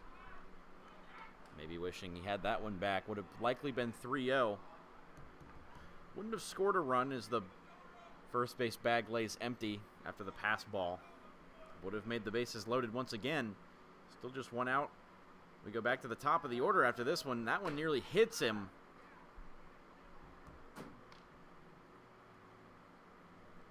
You get the feeling maybe this will be the final batter for Will Gray, unless he gets the out here. Owls have taken what have been given to them for the most part tonight and lead at 9-2. And that one runs outside. It will be ball 4. Bases will be loaded. And back to the top of the lineup for Steve Smith. Now batting number 7, Steve Smith. 2 singles and a ground out for the Owls extra hitter tonight.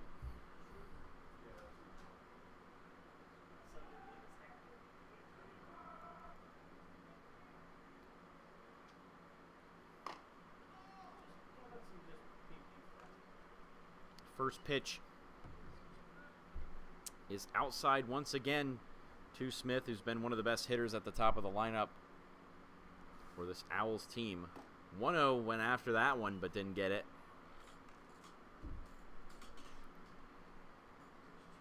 As the chance a bases clearing double by theory would make it a 12-2 game. And the threat of a run rule comes into play in that scenario. A nice block there by Matt Goldasich in a 1-1. Nearly another pass ball that could have resulted in the Owls' 10th run of the night. Instead, it'll be a 2-1. Gray's next offering. In on the hands and foul.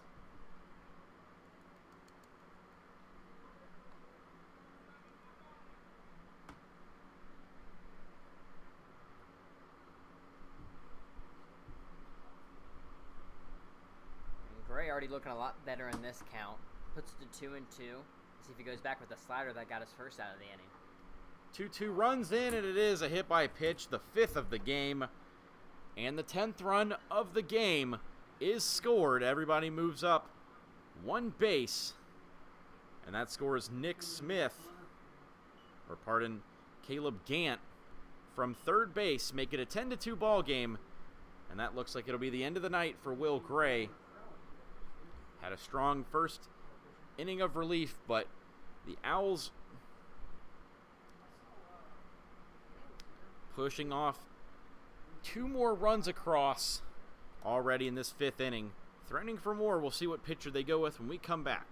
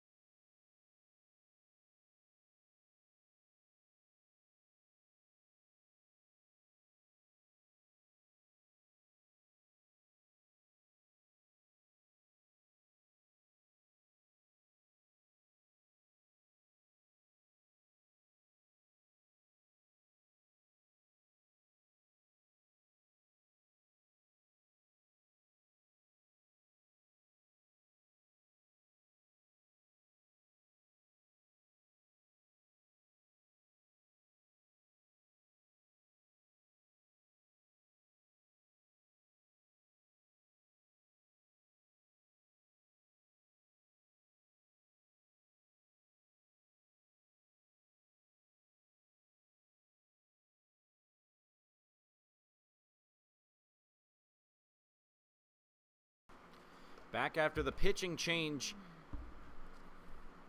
in this top of the 5th inning. Still just 1 out. The bases loaded. It'll be Connor Paul, the lefty, dual threat player, pitcher, and first baseman for the Copperheads. On in relief, the Brentwood, Tennessee native, currently at Volunteer State Community College. 0-1 there is outside to Adam Featherstone. A hit by pitch, a pop out, and a reaching on error means he's 0 for 2 on the night. 1-1, swung through and missed. Still not out of the jam quite yet with Wyatt Stanley on deck. Already 5 RBIs on the night, including a grand slam his last time up. And a 1-2 pitch swung on and missed by Featherstone. A big second out there for Connor Paul. Now the big challenge in the form of Wyatt Stanley. A lefty-lefty matchup. Certainly will be intriguing to watch this one. As we mentioned, Stanley 5 RBIs in the night, 2 for 3, a flyout, a double, and a home run. First pitch runs inside from Paul.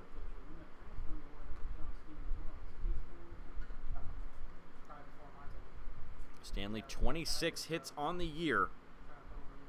Awaits the 1-0 from Paul, and that one hits him on the helmet.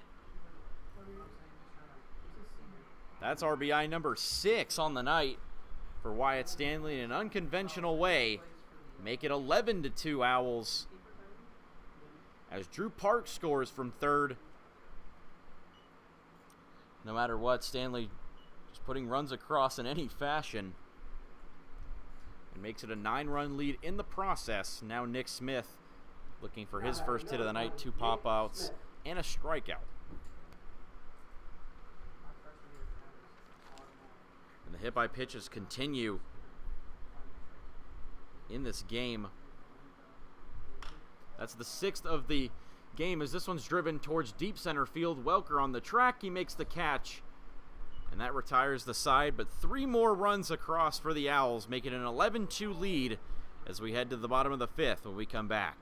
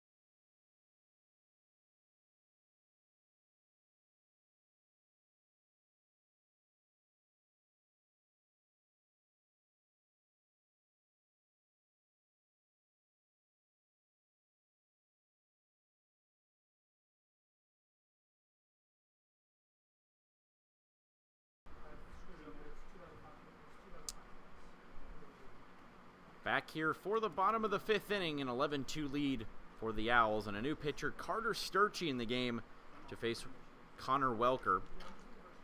Welker, Luis Morales, and Parker Staborski due up this inning for the Copperheads, and Sturchey,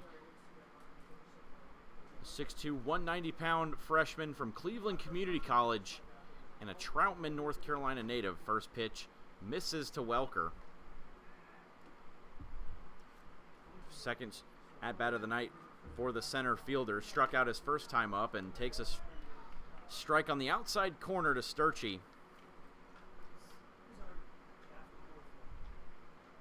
What do you mean, like? Reese Ralston, something like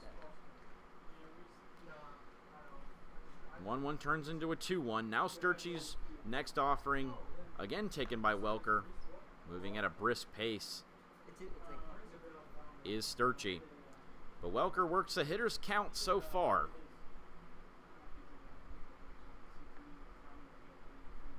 Hitter's count 3-1, and again catches the outside part of the plate. Off speed that time. Looked like a slider. Now the payoff. Swing and a miss. He got Welker. And a great start to Carter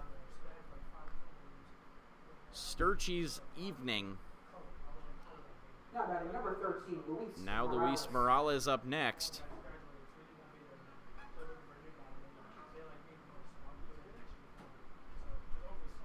Morales a walk and a ground out. Swings at this pitch and fouls it out of play.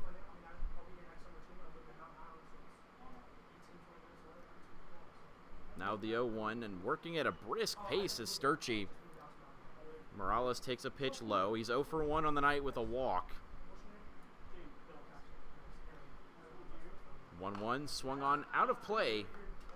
We've seen Morales quickly behind 1-2 here. You wonder what the tactic is here facing against the guy who's pitching as quickly as he is, the 1-2 in the dirt. Yeah, I mean, you got to be ready. If Sturchey's going to get that ball and want to fire and be ready to go, you know, lay back, just be patient and not have him rush you. Maybe take a time if you need as well. 2-2 pitch on the way, and that one runs upstairs. Morales drew a walk his first at-bat, has a chance to do the same here. Third time through the order starts with Morales. Payoff pitch. Upstairs, ball 4.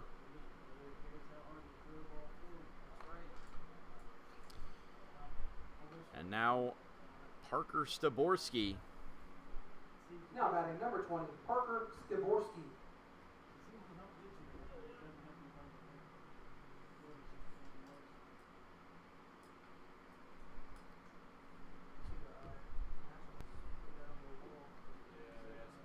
Staborski getting ready for the first pitch from Sturkey and blocked. Now Morales stands at first. Copperheads will need quite a few runs to get back in this game. But still only one hit on the night for this Copperheads lineup. Have struggled to get runs across. Despite that, though, have manufactured 2 runs on the night. Lone hit coming from Caden Haywood, which almost didn't get out of the infield. If not for an error by Alec Yount, maybe the first run doesn't score. Staborski ahead 2-0, now 3-0. See if Sturchey can get it back in the zone. Yeah, has a big leash to work with, though, with that big lead the Owls do have. You know, takes a lot of weight off a pitcher's shoulder knowing you have some leash and be able to work around guys and not have to go directly at them. 3-0 on the ground towards Yount. He throws to second for 1. The throw to first, not in time. The lead runner is gotten. That's a nice throw by Yount to Weaver to get the lead runner. But Staborski beats out the throw. It'll be a fielder's choice. Now batting number 14, Dane Frelick. And now Dane Frelick due up next. Same situation, just a different guy on first.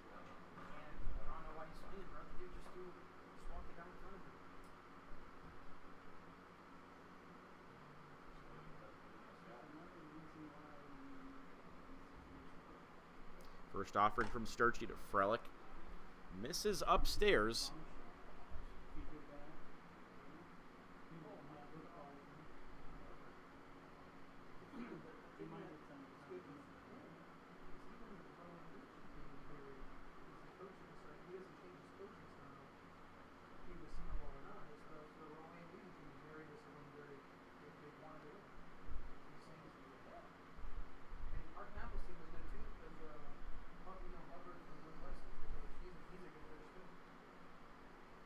1-0 is fouled off by Frelick.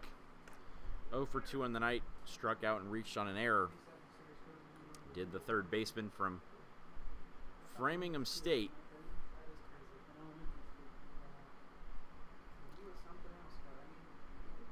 Owls holding on to a 9-run lead here. 2 down in this bottom of the 5th, and that one gets away from Modrak. Going around second, now going for third is Staborski. The throw down is in time. He got him, and Staborski got too ambitious there around the base paths. Modrak up and firing for out number 3, and we go to the 6th inning. 11-2 lead for the Owls as they look to extend it towards the run rule.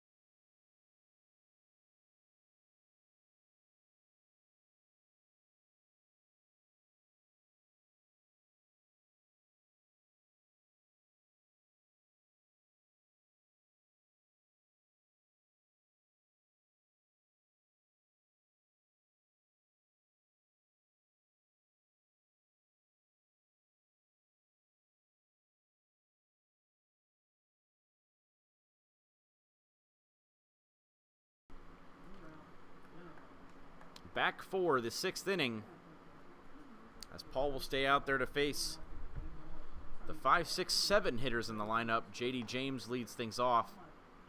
Takes a ball outside from Connor Paul, who stay out there for his 2nd inning on the mound. Lefty-lefty matchup. And a great breaking ball there. Big looping curveball. Fooled J.D. James, who's 1 for 2, a single, a walk, and a ground out on the night. That time we couldn't get him to swing at that away off speed. So now it's a 2-1 count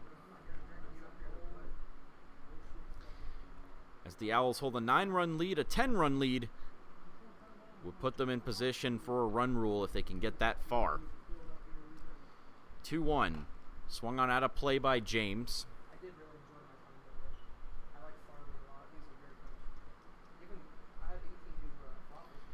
James, a 6'3", 225 lefty from Caldwell Community College.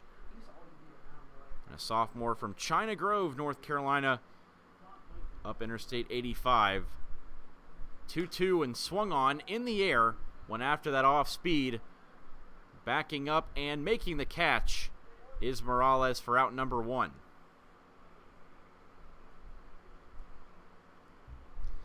And that'll lead to Alec Yount, 2 for 2.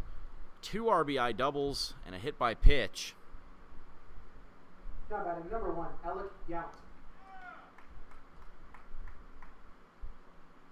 has certainly raised his average from the 364 mark he came into tonight's game with.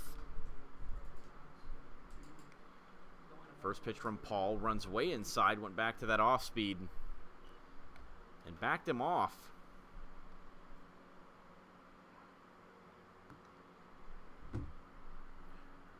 Now runs him way inside with this 1-0.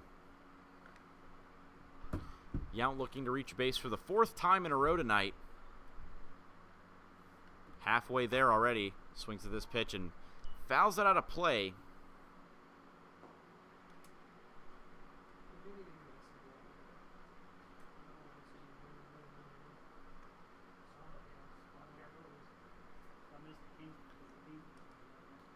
Two one on the way. Swung on and missed. A good fastball there from Connor Paul.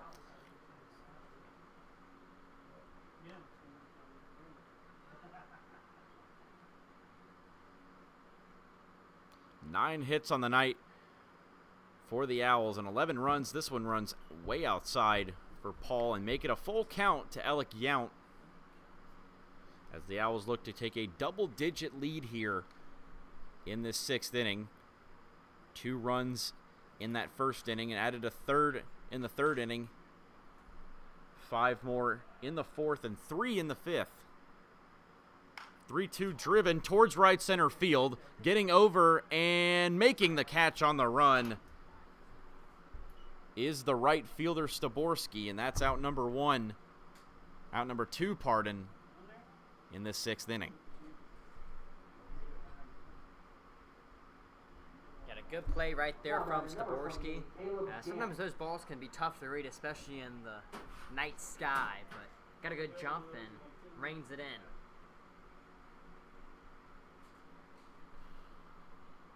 Can't do up next. Beautiful breaking ball there by Connor Paul.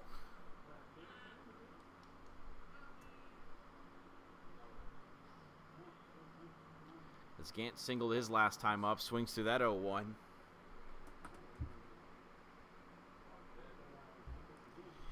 Gant a strikeout, a flyout, and a single tonight, so 1 for 3 for the Owls left fielder. Swings through the 0-2, got the sword. And Connor Paul, a nice inning there. 1-2-3 in the top of the 6th. We'll go to the bottom of the 6th. Still an 11-2 lead for the Owls when we come back.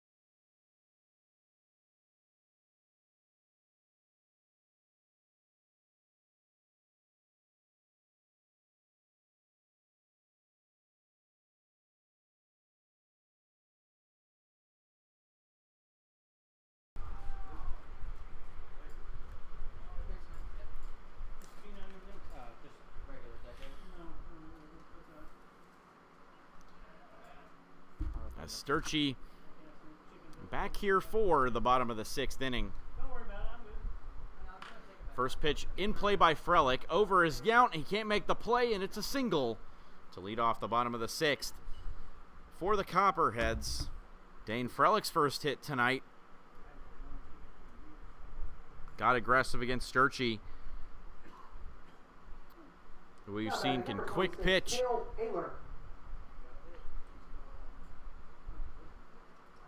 And now Cale Ayler will be pinch hitting for Brock Fowler, who exits the game after 2 at-bats at DH. Ayler, of course, another Cox Mill baseball alumni, joining guys like Jack Lopez and Connor Welker already in the lineup tonight as former Chargers who played their high school baseball on this very field.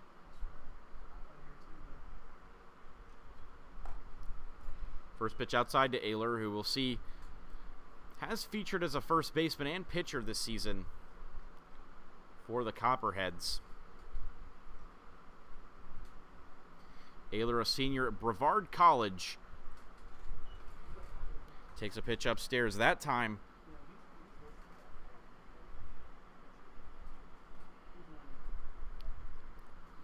And as ahead 2-0 here is Ayler, the 6', 200 lefty. Has a lot of power. We'll see if he can showcase it here. Takes a pitch on the outside corner for a strike.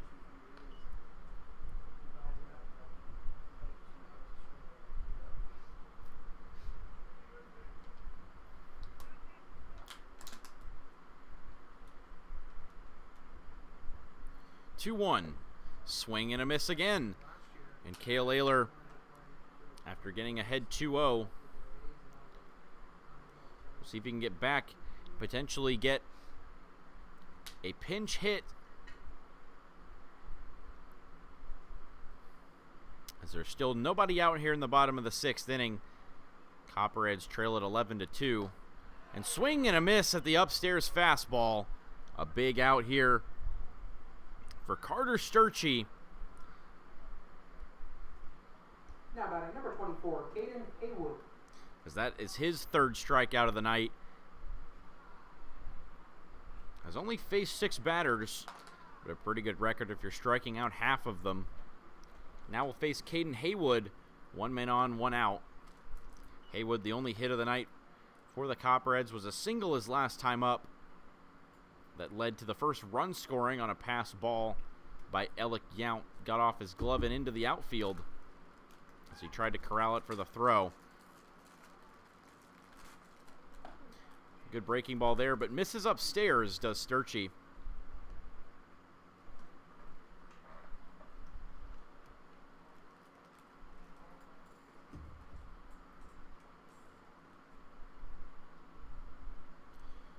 Now ready with the 2-0. A good pitch there for a strike.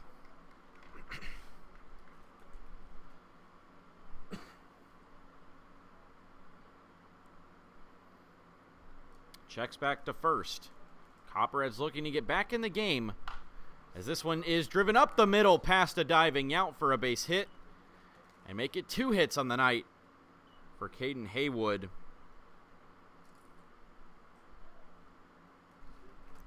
That's now 2 hits in the inning for the Copperheads.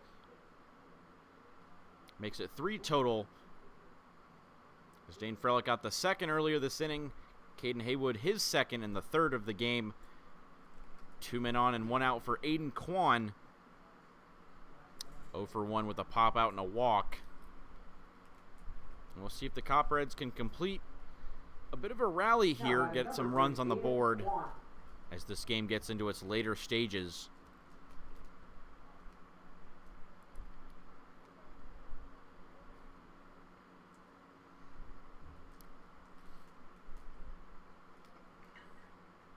First pitch on the way. A good strike there, as Kwan has not hit a home run quite yet this season, but has put the ball in play a lot more recently. 3-game hitting streak going. Puts it on the ground towards second base.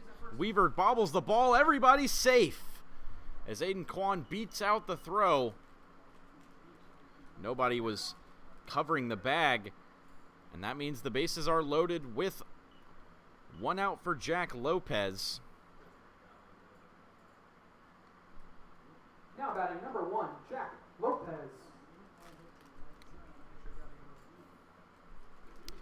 Lopez 0 for 1, hit by a pitch and a strikeout tonight. Sturchy ready with his first offering. Just misses outside. Lopez looking for another hit in a big situation. As we've seen him walk off a game before, now it's all about the comeback. Behind 0-2 here, though, as Sturchy will take time.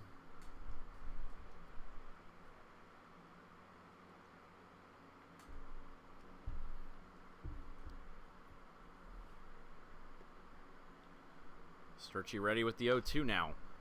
Puts it in play. Does Lopez, and it'll go off the screen. So he stays alive here. Yeah, Sturchy put some extra umph into that fastball. We could hear it up here. Really wanted that out here. As the count will stay 0-2, and Lopez, maybe not a big power guy, but a really tough guy to get out. Crowds the plate and makes life tough on the pitcher. A low stance 2. 0-2 swung on the hands and foul.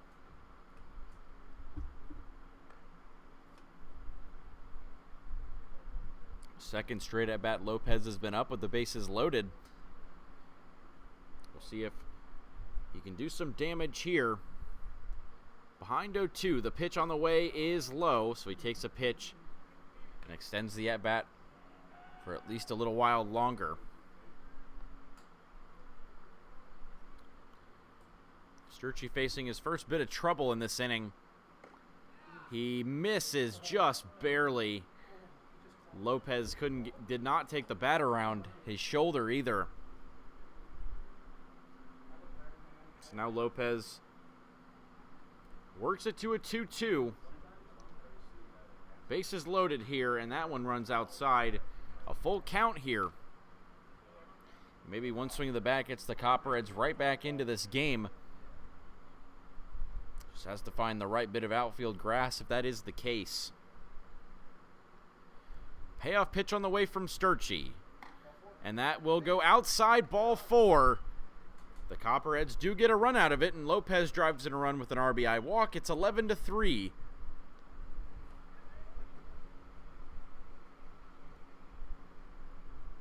Now batting number 21, Matt Goldisich.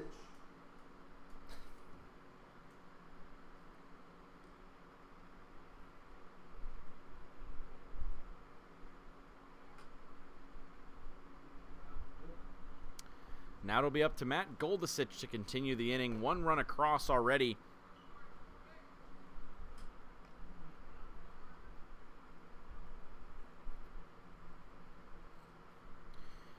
Already ahead 1-0 is the Copperheads catcher of Sturchy. Bases still loaded. That one on the ground.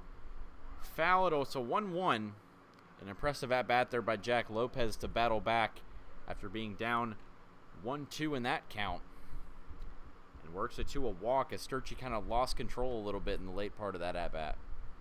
Yeah, he did allow a runner on, and that's been very rare from these Owls pitchers. Both Sturchy and Major tonight have been really good, but in a jam here, 1-1. That pitch runs upstairs. Runners thought about it as the ball got away from Sturchy on the throw back, but yeah, that's the second time tonight we've kind of seen a wayward throw from the Owls catcher, something to look to, especially with the guy on third base. And the Copperheads certainly got nothing to lose at this point. Maybe you go for it one of these times and rush a throw. Sturchy's 1-1. Swung on and missed by Goldisich. Took a big hack at what has been kind of the bread and butter pitch of these Owls pitchers tonight. The upstairs fastball, whether it's inside or outside, has worked great. 2-2. There for strike 3. Goldisich retired, his third straight strikeout of the night. Brings up Lazaro Santos. Yeah, I mean, got him with the fastball right there, upper portion of the zone. And makes life a lot easier on himself. Lazaro Santos. Santos struck out his first 2 times up.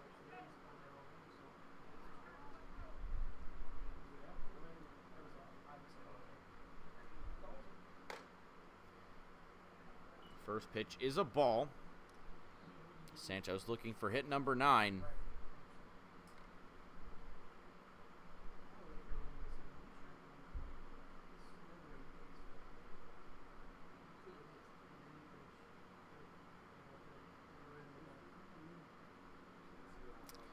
It'll be a 1-0 now, Santos, and that one way upstairs. Modrak does a good job of keeping that in front of him.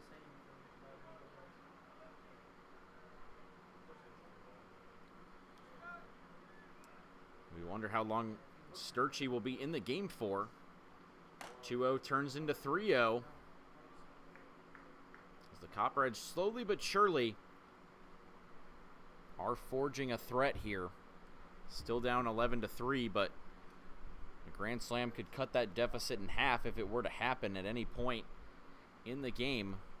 I mean, some crazy things happen in the SCBL I've seen this summer. I mean, we saw an 18-17 game earlier today, and this one a high-scoring affair, and Lazaro Santos with an RBI due to that walk. Now make it 11-4 as everybody moves up another base. As Haywood scores from third, and that looks like it'll be the end of the night for Sturchy, who had a nice run going. But the Copperheads jumped on him early in this inning and have put 2 more runs across. It's an 11-4 game when we come back.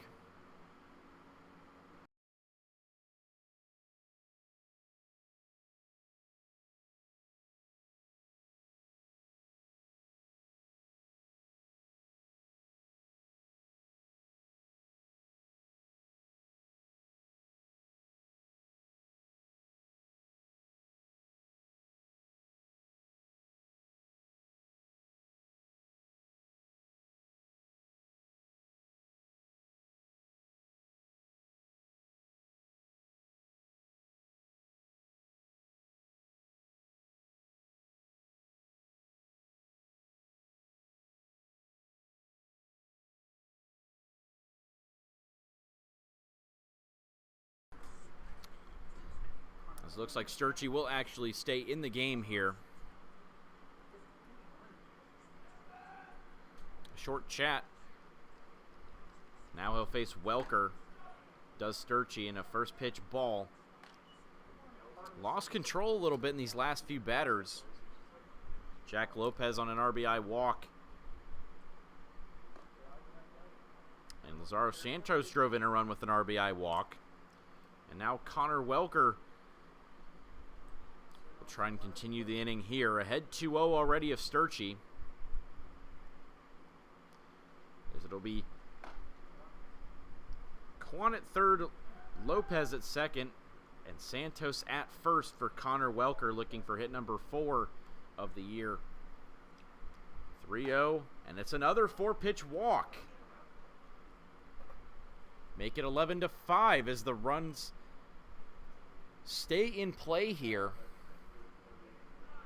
Now a 6-run game as Luis Morales comes up. He's already walked twice as well. And Sturchy continues to struggle out there. You wonder at what point the Owls will pull him in this bottom of the 6th. Pitch on the way is there for a strike. Yeah, as obviously, he has that long leash with the lead they've built up, but, you don't want to let him out too long, and then by the time you know it, it's too late. This one driven towards right field, down the line, and caught by the right fielder, Wyatt Stanley. And that ends the 6th inning, but the Copperheads get 3 RBI walks to make it an 11-5 game when we come back.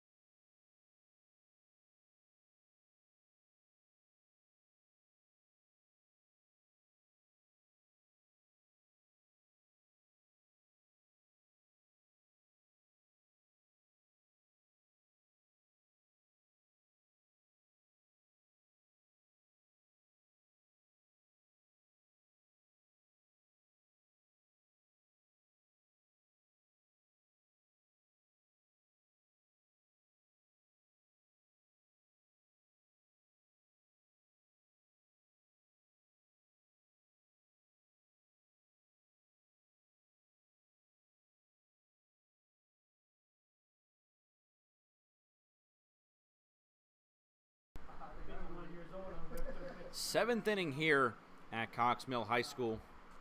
Now batting number Caden 6, Haywood, the new Drew pitcher, as he moves over from first base. Cale Ayler will take his spot after pinch hitting for Brock Fowler, who exits. First pitch low. Haywood at 6'5", 235, a big guy on the mound, and he'll face the bottom 3 hitters in hopes of giving the Copperheads a chance in this one, as this one's driven towards center field. Welker is there, and he makes the catch for out number 1. Park retired, and now Jake Modrak will be up next with Jack Weaver Now batting number on 14, deck. Jake Modrak. Bottom 3 hitters due up for the Owls.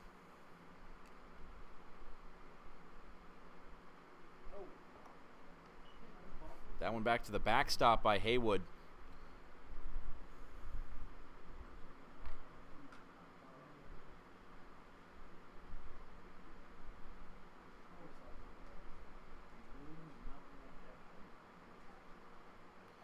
(1-0) on the way. Swung on and missed.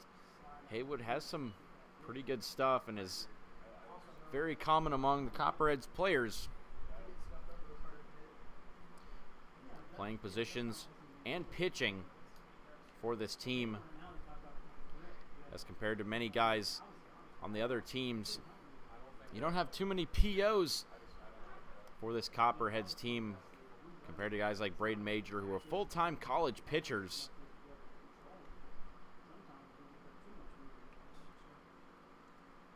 As it'll be a 2-2 count for the Haywood as he faces Modrak. Modrak on the night, a walk, a hit by pitch, and a strikeout.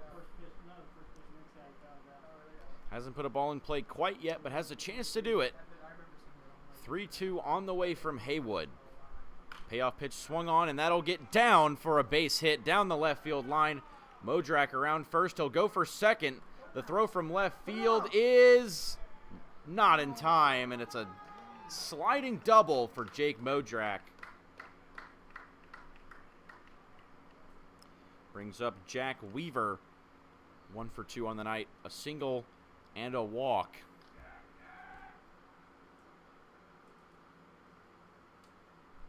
Now batting number 3, Jack Weaver.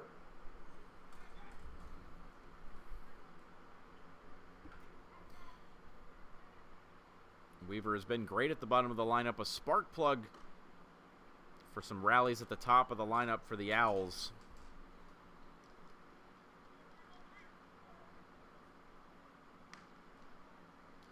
As this will be the 4th at-bat for Weaver as he drives this one in the gap towards center. Welker drifts over, and he'll make the play once again.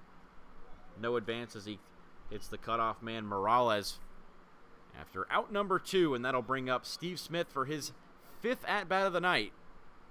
Now batting number 7, Steve Smith.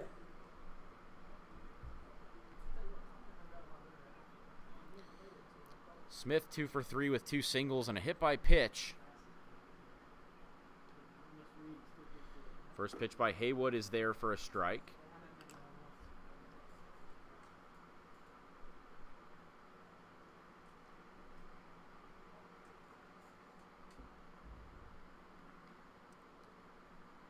Now the next pitch fouled out of play.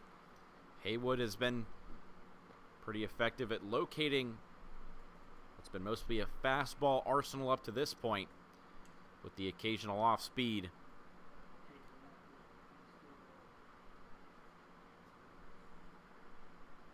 Haywood's next offering.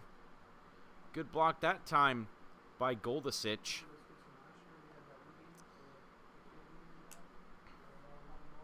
Steve Smith, a steady presence as an extra hitter for the Owls lineup alongside guys like Adam Featherstone, Wyatt Stanley, and Nick Smith at the top of the lineup. And a great pitch there on the outside corner.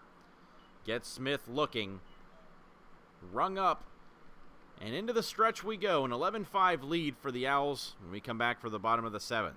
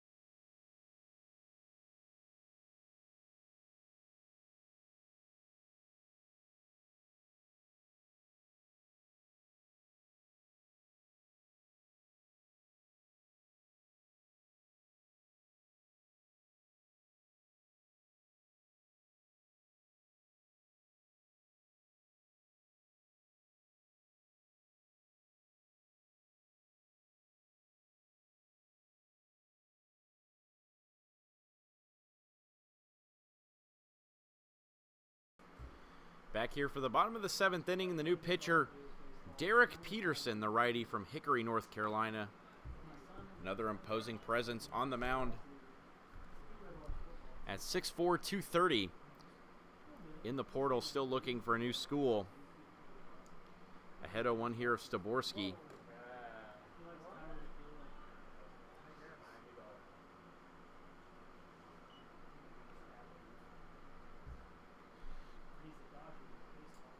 He'll face Staborski, Frelick, and Fowler this inning, the 2-3-4 hitters. Pitch on the way, swung on and missed.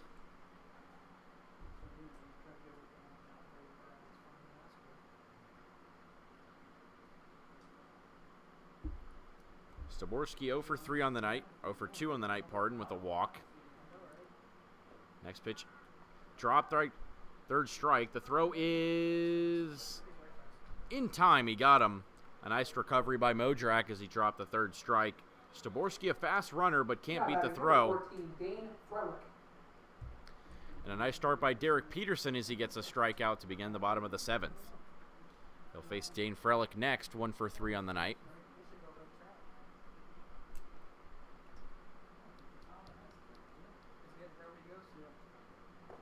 Swing and a miss that time by Frelick. Went after the low pitch in that situation.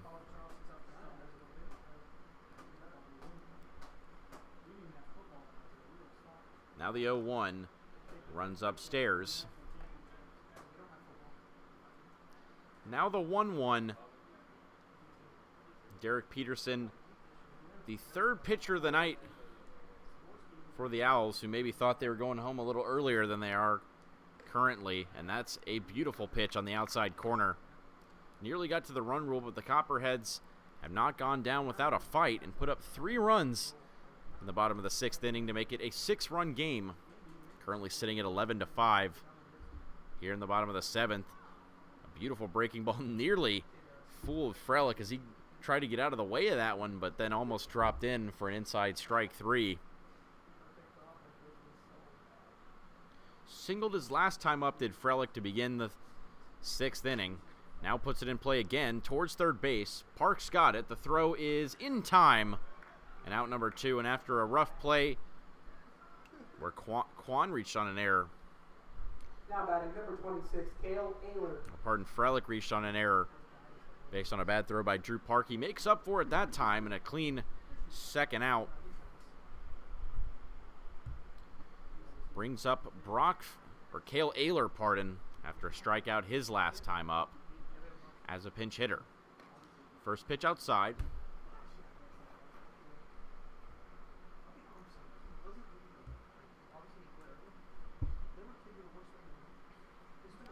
Peterson looking for a 1-2-3 inning. Gets it in on the hands of Ayler. Peterson will get it. He tags him out for the third out. May have ruled him out of the base pass regardless, but it is a 1-2-3 inning as he gets Ayler on the force out. And we go to the 8th inning, still an 11-5 Owls lead.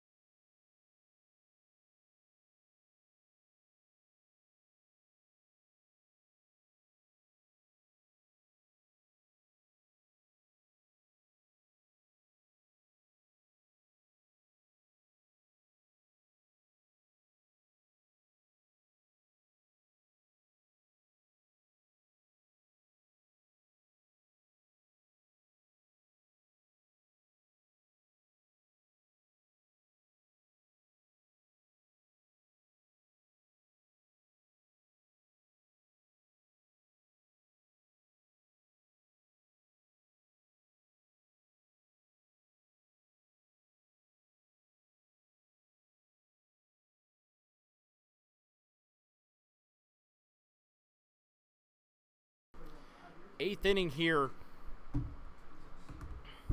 Back in action, as it'll be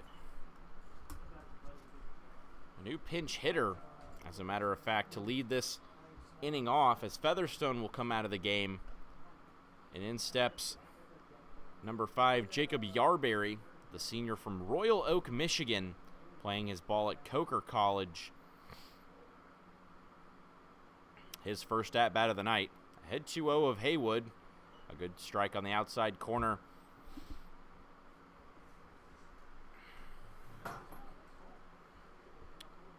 think that's got to be the first guy from Michigan I've heard of in the league so far. Certainly a unique place to come from and play in the SCBL, but you see a lot of local guys from the area playing in local leagues, especially the SCBL, a popular destination. 3-1 swung on in a drive deep left field, and that one is way out of here. Left field moonshot for Jacob Yarberry, a pinch hit homer. Make it 12-5 Owls, and he knew it off the bat. I mean, that ball got out of the ballpark in a hurry. As I'd love to see the exit velo on that one. A big homer and the second one of the night for the Owls. And makes it a 12-5 game. Wyatt Stanley.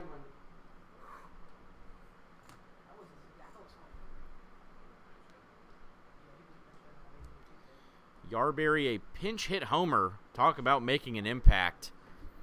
Got every stitch of that one. And now it'll bring up Wyatt Stanley, who's been swinging the hot bat. 6 RBIs on the night. A double, a grand slam, and a hit by pitch tonight, along with a flyout. You can see Stanley right there. He's going for another one, a healthy hack. As these Owls hitters trying to pad the stats here late.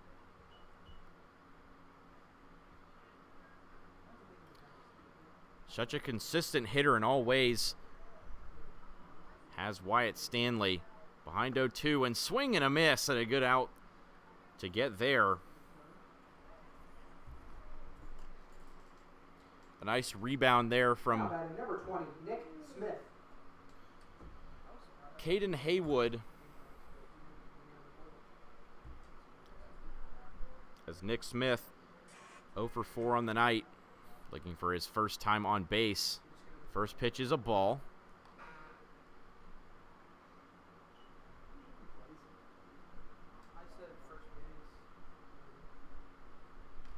And that one runs in. Looks like it hit him on the hand, potentially.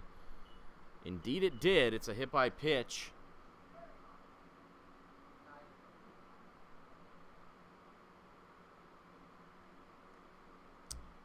He did not go around, so it will be a free pass.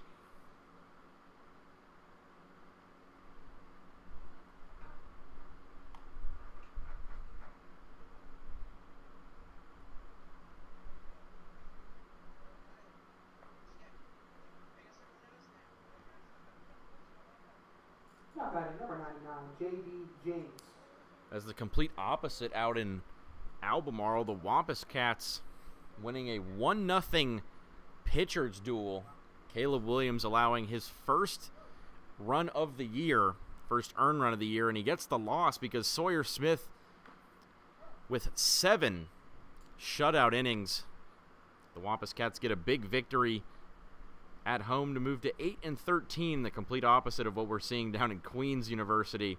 An 18-17 win by the Corn Dogs in the first game of their doubleheader tonight.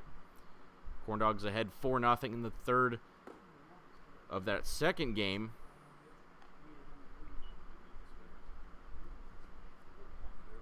And Harrison Bouthelette making his impact known in that one.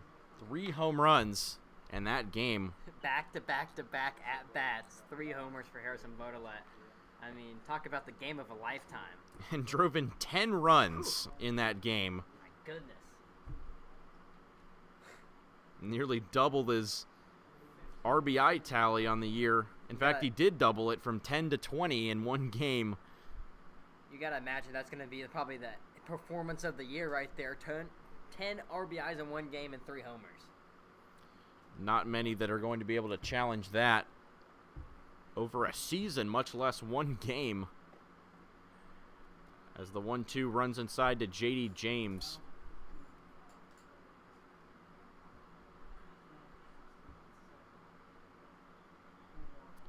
As standing at first after the hit by pitch of Smith, this one driven out of play by James, who's 1 for 3 on the night, a single and a walk.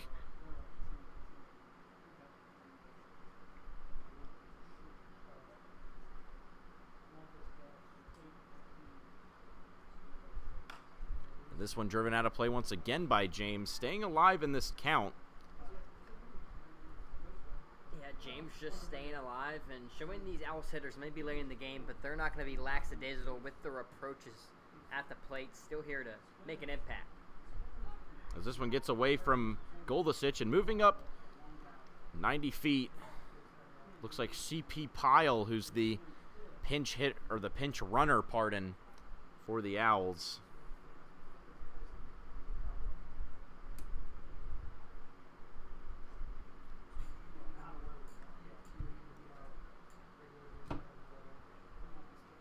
Yeah, and maybe the performance of the season we're talking about from Harrison Bouthelette. The first 3 home run game, I believe, this year, and maybe in a long time in the league. I'd have to look that one up. And definitely the first this season, definitely the first 10 RBI performance this season. As this one's driven deep center field by J.D. James. Back on the track is Welker. He makes the play. Advancing to third is Pyle. He'll hit the cutoff man. Does Welker. Gets it into Morales. But not before Pyle advances to third. 2 out in the top of the 8th. Another hard hit ball, but that one goes unrewarded. Now batting number 1, Alec Yount. Now Alec Yount 2 for 3 on the night.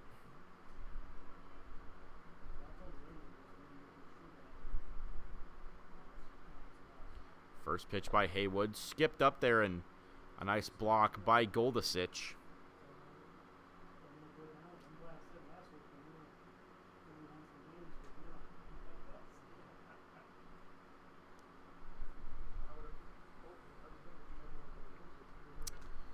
So now Haywood looking to work from behind. Yount goes after that off speed, but can't get a piece of it enough.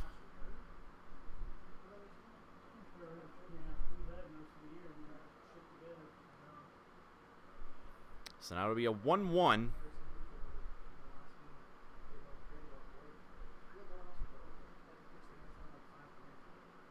Next pitch on the way from Haywood. Runs outside.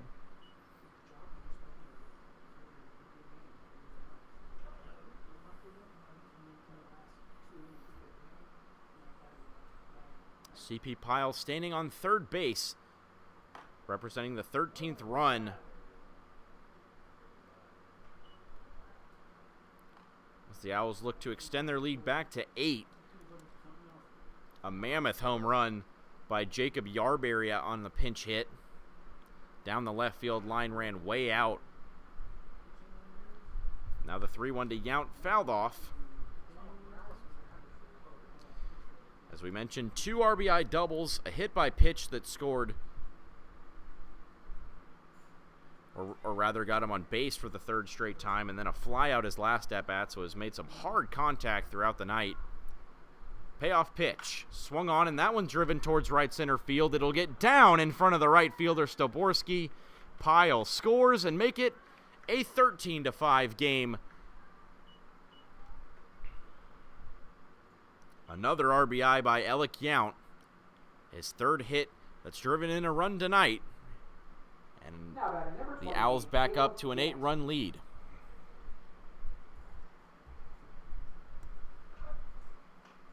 Yeah, the Owls just keep piling on, and like I mentioned earlier in the inning, it's very easy in the later stages of these, long summer days and these games to kind of get lazy with your approaches, but staying strong, and we've seen it on both sides. Just kind of really depends on what inning it is. 0-1 from Haywood, runs inside.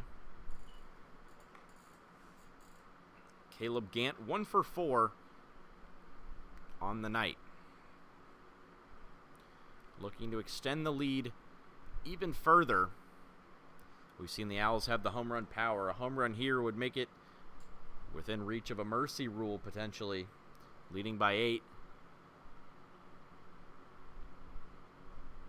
Gant, the left fielder from Catawba College in Matthews, North Carolina, a close suburb of Charlotte. Stands at 5'11", 205 in the box.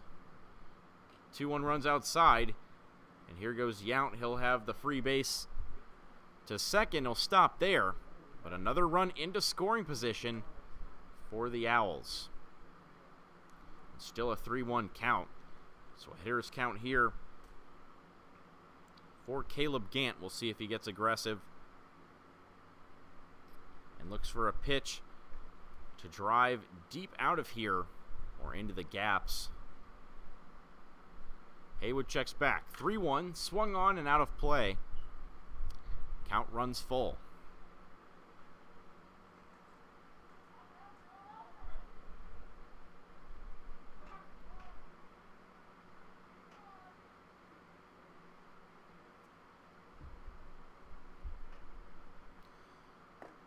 And the 3-2 runs outside, ball 4. Yeah,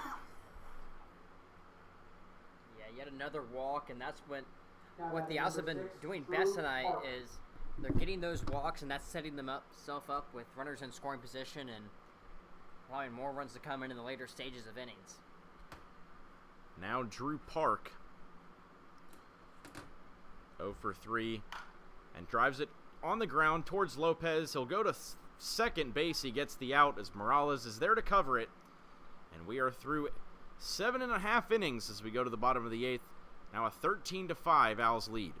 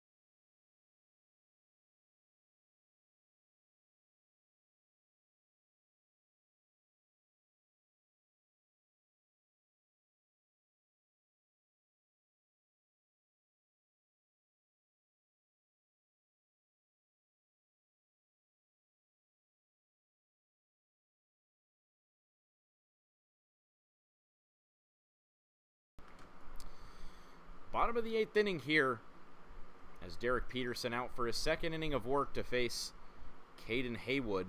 2 singles on the night.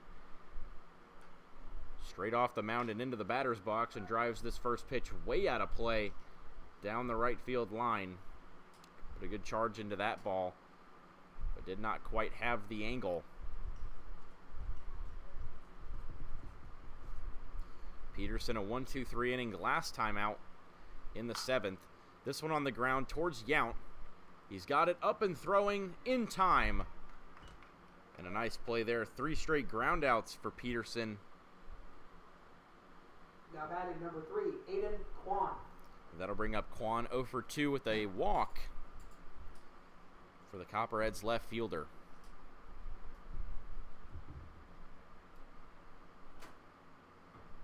First pitch on the way from Peterson. Runs upstairs.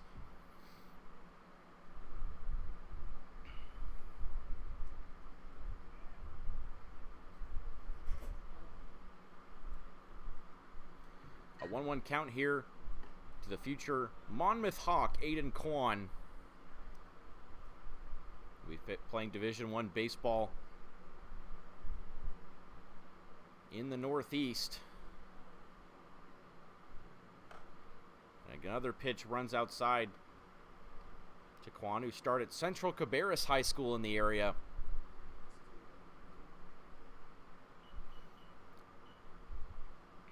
Two 1 on the way as Peterson looks for his 5th straight retirement. Instead, it'll be a 3-1 count.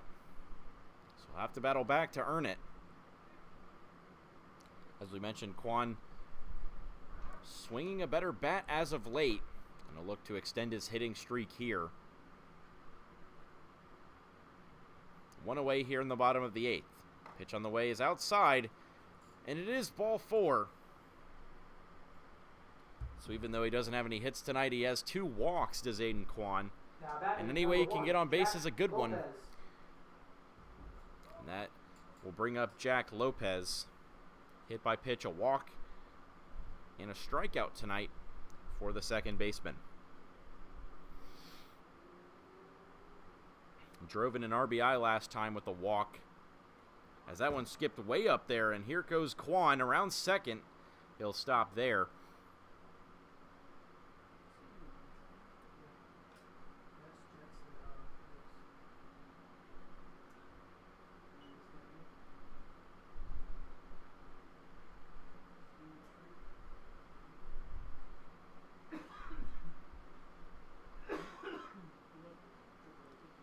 So now,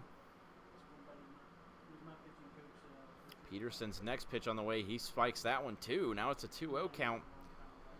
Lopez reached base twice tonight, and 3 RBI walks from Jack Lopez, Lazaro Santos, and Connor Welker made this an 11-5 game before Jacob Yarberry's home run extended things back to what would become an 8-run lead, as Alec Yount drove in Nick Smith with an RBI single. Far from the first time we've seen the Owls have a breakout offensive performance this year. Yeah, that's going to be crucial going into that end-of-season tournament. A team that can get hot like that really doesn't matter what pitcher you have on the mound when those bats are rolling. 3-0 is outside. And Jack Lopez reaches base for the 3rd time tonight, a second walk. 2 men on for Matt Goldasich, who struck out all 3 times he's been up tonight, looking to change that here. Short mound visit on the way for Peterson. A long game after a delay for rain earlier.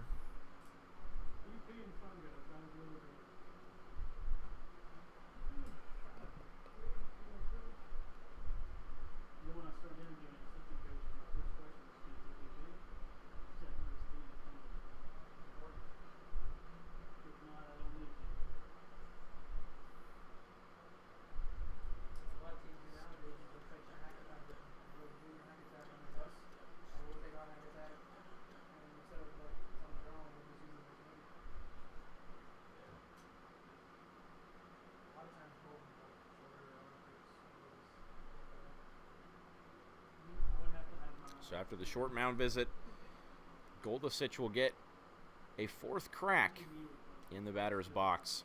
2 men on here, both on walks. First pitch strike there for Peterson.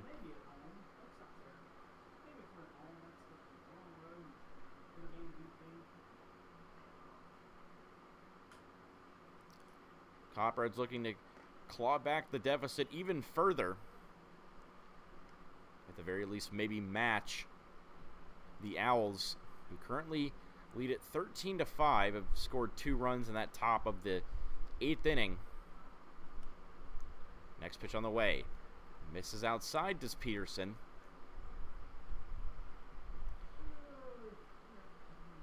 These relief pitchers may be used in a little bit of a long reliever fashion, as the Owls look for their final 5 outs to secure win number 16 on the year.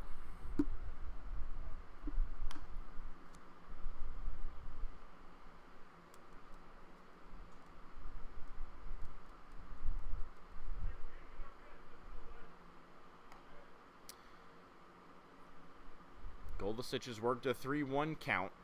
Next pitch from Peterson. Swing and a miss, and a great off speed there. Went to the off speed in the outside corner.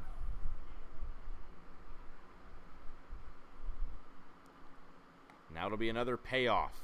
1 out in the bottom of the 8th. Swung on by Goldusich and foul.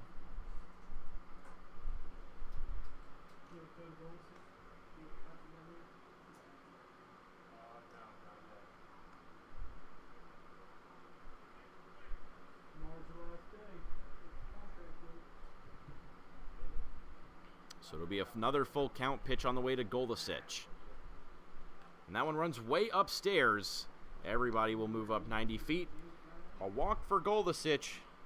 Loads the bases. And that brings up Lazaro Santos. 2 men on. 3 men on, pardon. The bases loaded and still just 1 out. Every time I feels like this game is getting out of reach for the Copperheads, they muster up some base runners and looking to put some more runs in, as not going down without a fight tonight. Yeah, amazingly only 3 hits, but 5 runs to show for it, as that one runs way over the head of Santos.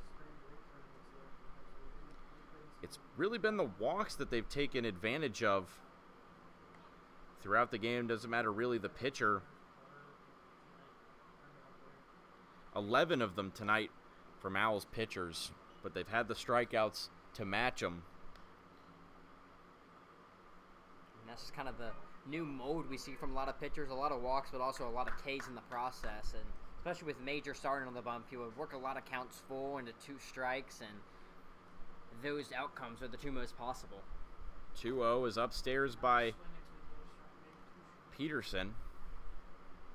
Santos just keeping the bat behind his shoulder, not needing to swing at anything until a certain point. 3-0 runs upstairs, and it's another 4-pitch walk.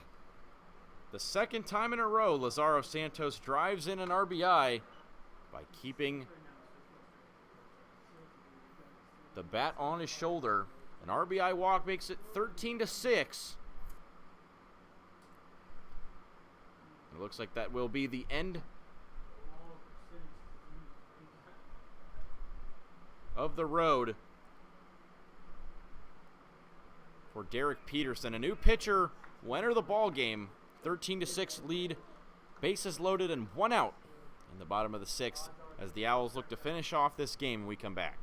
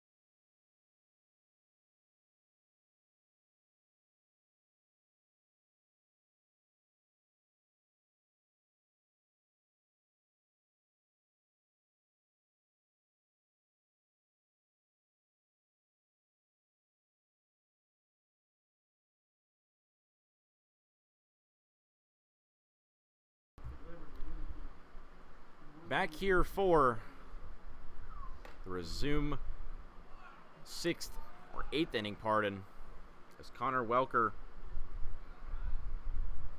is up after 4 straight walks allowed by Derek Peterson. It'll be Colin Eckert in relief, and he gets a strike there.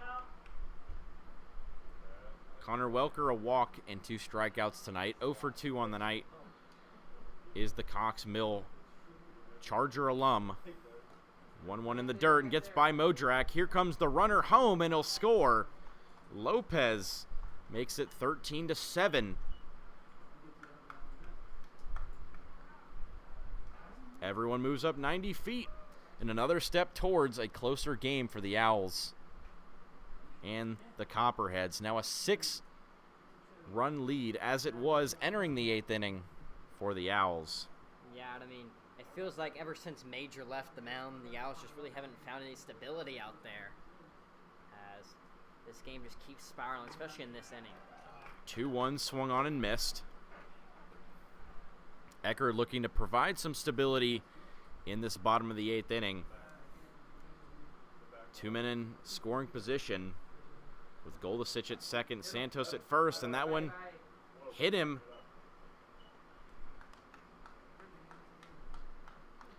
So load the bases up once again, and now the top of the lineup is up for the Copperheads as Luis Morales, 0 for 2 on the night, 2 walks.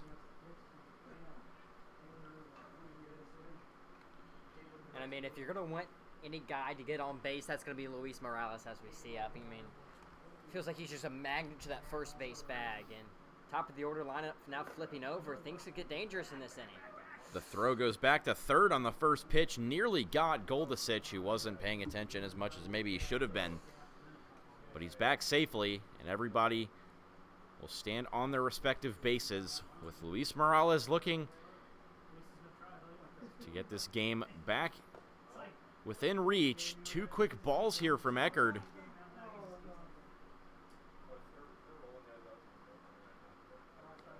We see some more players warming up in that Owls bullpen. Still looking for that all-elusive closeout guy. 2-0 turns to 3-0 for Morales.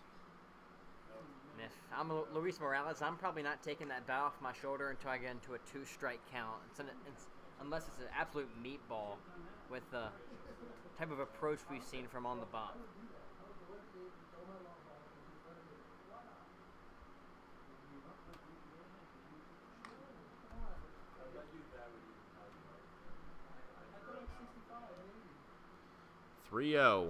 Upstairs for ball 4.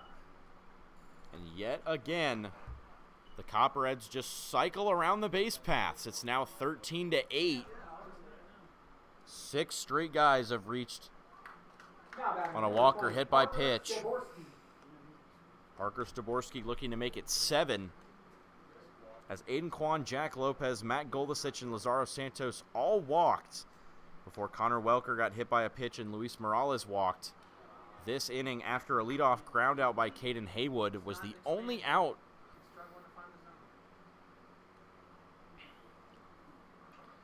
Staborski 0 for 3 on the night. Looking to make the big play as this one's driven towards right center field. Over and making the play is the right fielder Stanley. The throw will come home, but not in time to get Santos, who scores to make it 13-9. Staborski gets his job, advances that runner in, and now with the bases loaded, opportunity possibly if we see Frelick reach safely. One swing of the bat can change the game. This game has just been tilted upside down in this inning on both sides, with the top half and the bottom half.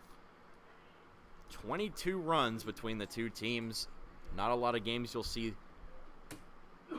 have more runs scored than that one, except for if you're a Queen City Corn Dogs fan down at Queens University. As here goes the runner, and this one's driven towards right field. Over is Stanley. He makes the catch on the run, and 2 big outs. Colin Eckert gets out of the jam, but the Copperheads score 4 in the bottom of the 8th inning. 13-9 as we head to the final frame.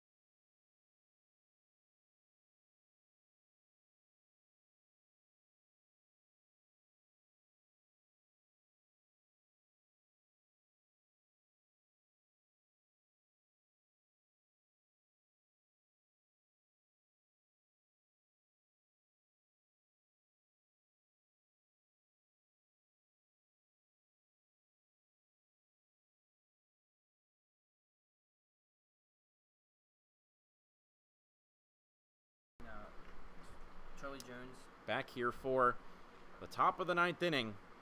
Modrak, Weaver, and Smith due up. Steve Smith at that, as he'll get a 6th time through the batting order. And as we mentioned, Sawyer Smith lowering his ERA to .41 in a 1-0 win over the Spinners, as Caleb Williams allowed his first earned run of the year over 5 2/3 innings. Wampus Cats win a 1-0 pitching duel out in Albemarle over the Spinners, and this one's popped out of play foul. I mean, that's not too shabby, allowing your first earned run, and we're halfway through July. Caleb Williams, a great pitcher out of Rice, and Sawyer Smith already have won the Player of the Week pitching-wise one time this season and might win it again. This one driven out of play once again, as Caleb Williams, I believe, through about 30 innings now, only allowed the 1 earned run. Quite a run he's had, and also threw a scoreless inning against the Florida League down, or rather up in Lynchburg, Virginia, for the Prospect Showcase. Was the starting pitcher on day 2 for the team. 1-2 runs inside. Modrak 1 for 2, a double, a walk, a hit by pitch, and a strikeout tonight.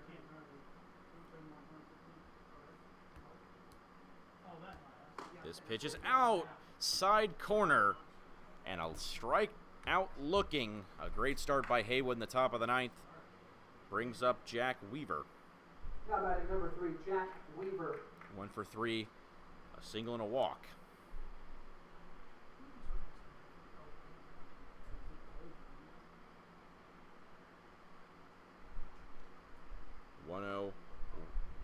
Pardon, the first pitch of the at-bat. Runs inside.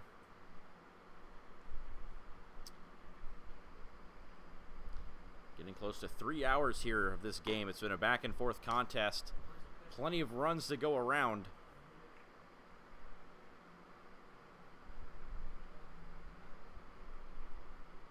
So 1-1 count here. 1 out in the top of the 9th. Owls holding a 13-9 lead. As a nice breaking ball there for strike 2 by Caden Haywood. Now ready with the 1-2 offering. Pitch on the way, swung on off the bat. Weaver not seen too much game action this year.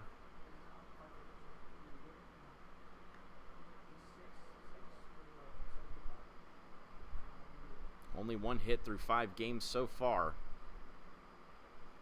Coming into tonight, but picked up number 2 with a single back his 2nd time up.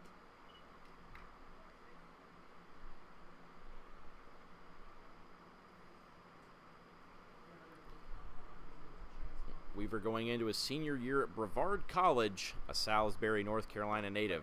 Strike 3 called on the outside corner. Back-to-back pitches on the black for Caden Haywood. Perfectly placed fastball. Number 7, Steve Smith. And back to the top of the lineup. Steve Smith, his 6th at-bat tonight.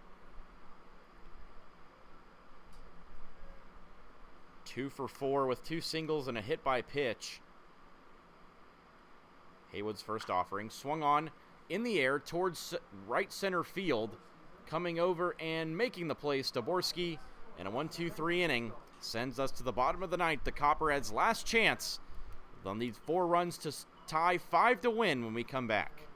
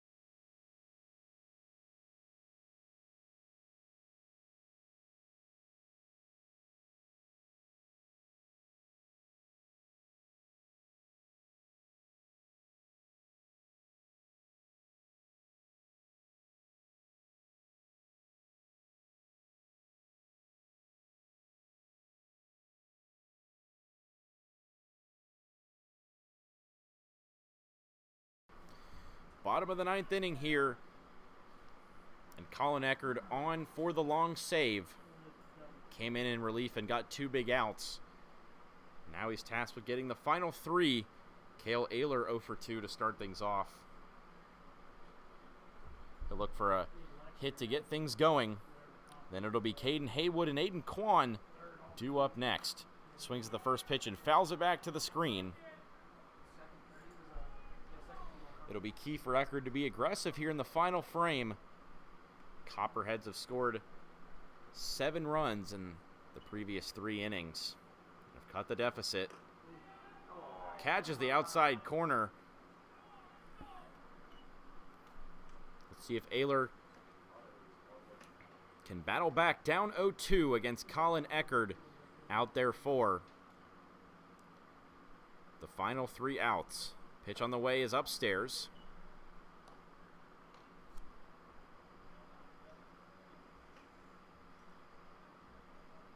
Yeah, we saw Ayler come in and play a little first base today and looking to make an impact off the bench. This one driven out of play, foul by Ayler. As Eckerd's only made 4 starts, or 4 appearances rather. 2 though have come against the Copperheads, including 1 2/3 innings scoreless back on June 1st. And 3 innings, 2 hits, or 3 hits and 2 runs against the Copperheads in a 9-4 win on June 14th. So his 3rd time on the bump.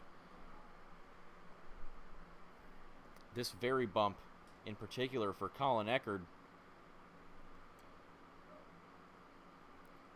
But has allowed 11 earned runs over 9 innings so far. Looking to pick up his first save of the year. Still ahead 1-2 of Ayler, who's fouled off quite a few pitches to stay alive.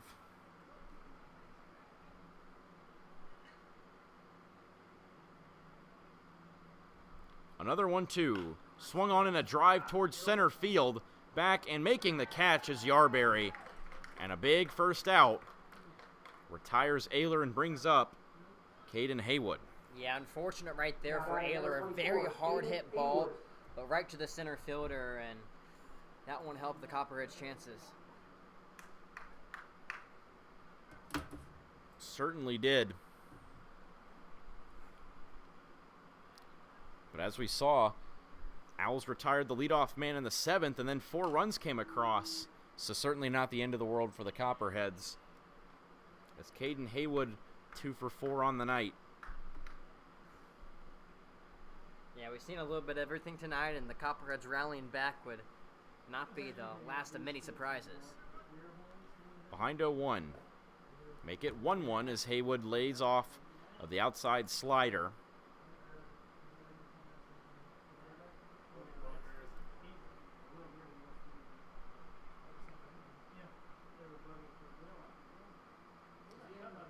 One runs outside.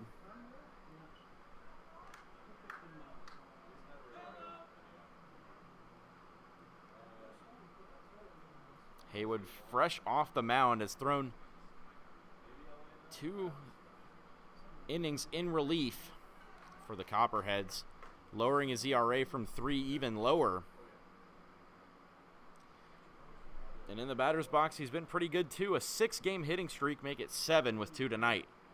Takes a pitch low, and that'll be ball 4. We saw this snowball into a lot of runs last time. Owls will be hoping it doesn't.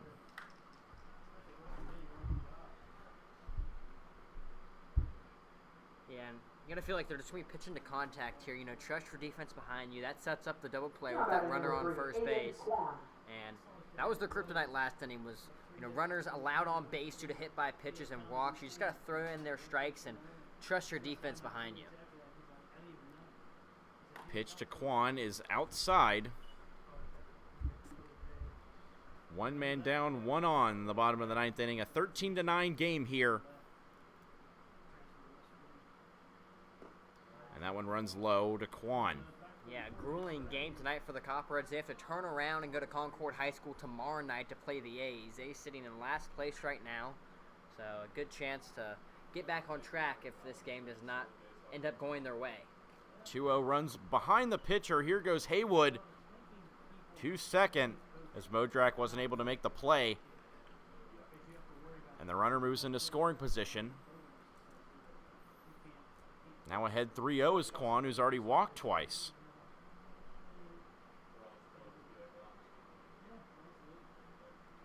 I mean, Quan obviously showing the good plate discipline so far tonight and works himself a 3-0 count.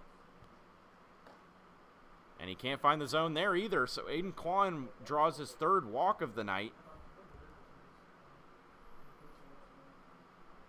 Just taking what he's given. Number 1, Jack Lopez. Sometimes that's the best thing to do, especially with the control we're seeing on the bump.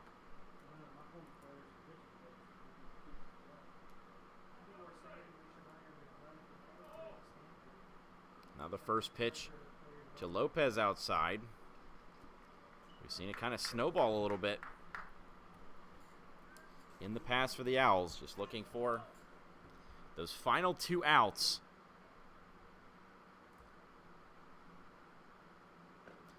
And again runs outside. Nobody warming up in that Owls bullpen, so obviously faith in the man they have on the mound.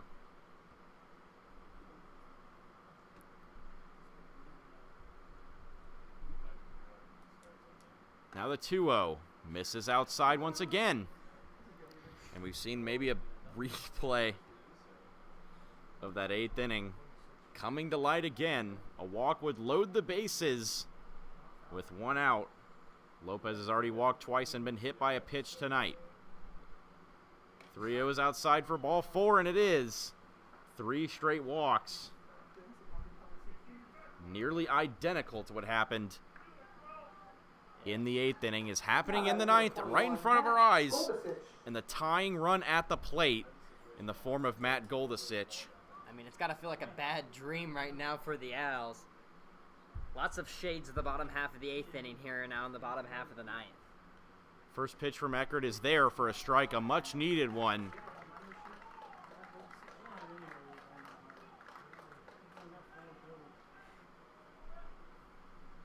Now working quickly. 0-1 misses.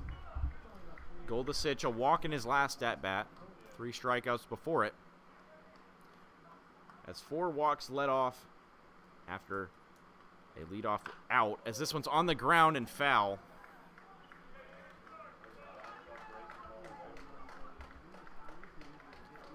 Goldasich biting right there on the inside off-speed stuff. We'll see if we see a heater to kind of change a pace or goes back to the pitch that's working.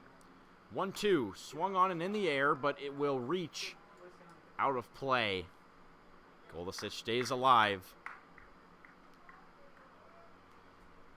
Any base is a force out here as well for the Owls infielders.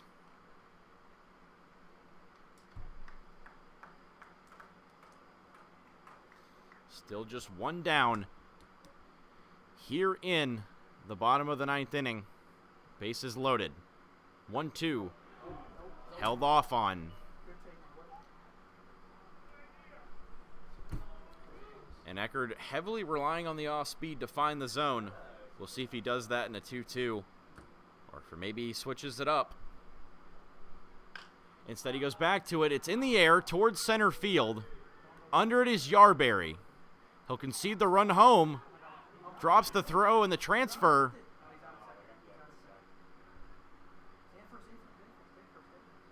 Yeah, it looks like he caught that ball, but lost it on the transfer. That's what the umpires are saying. I have to imagine that's the right call. Yeah, Yarberry camped under it. Looked like he had it, but then tried to throw it to third. Lost grip of it, potentially. So it is a fly out. But it does score the 10th run of the game as Caden Haywood comes home on the sac fly. Number 6, Lazaro Santos. He did?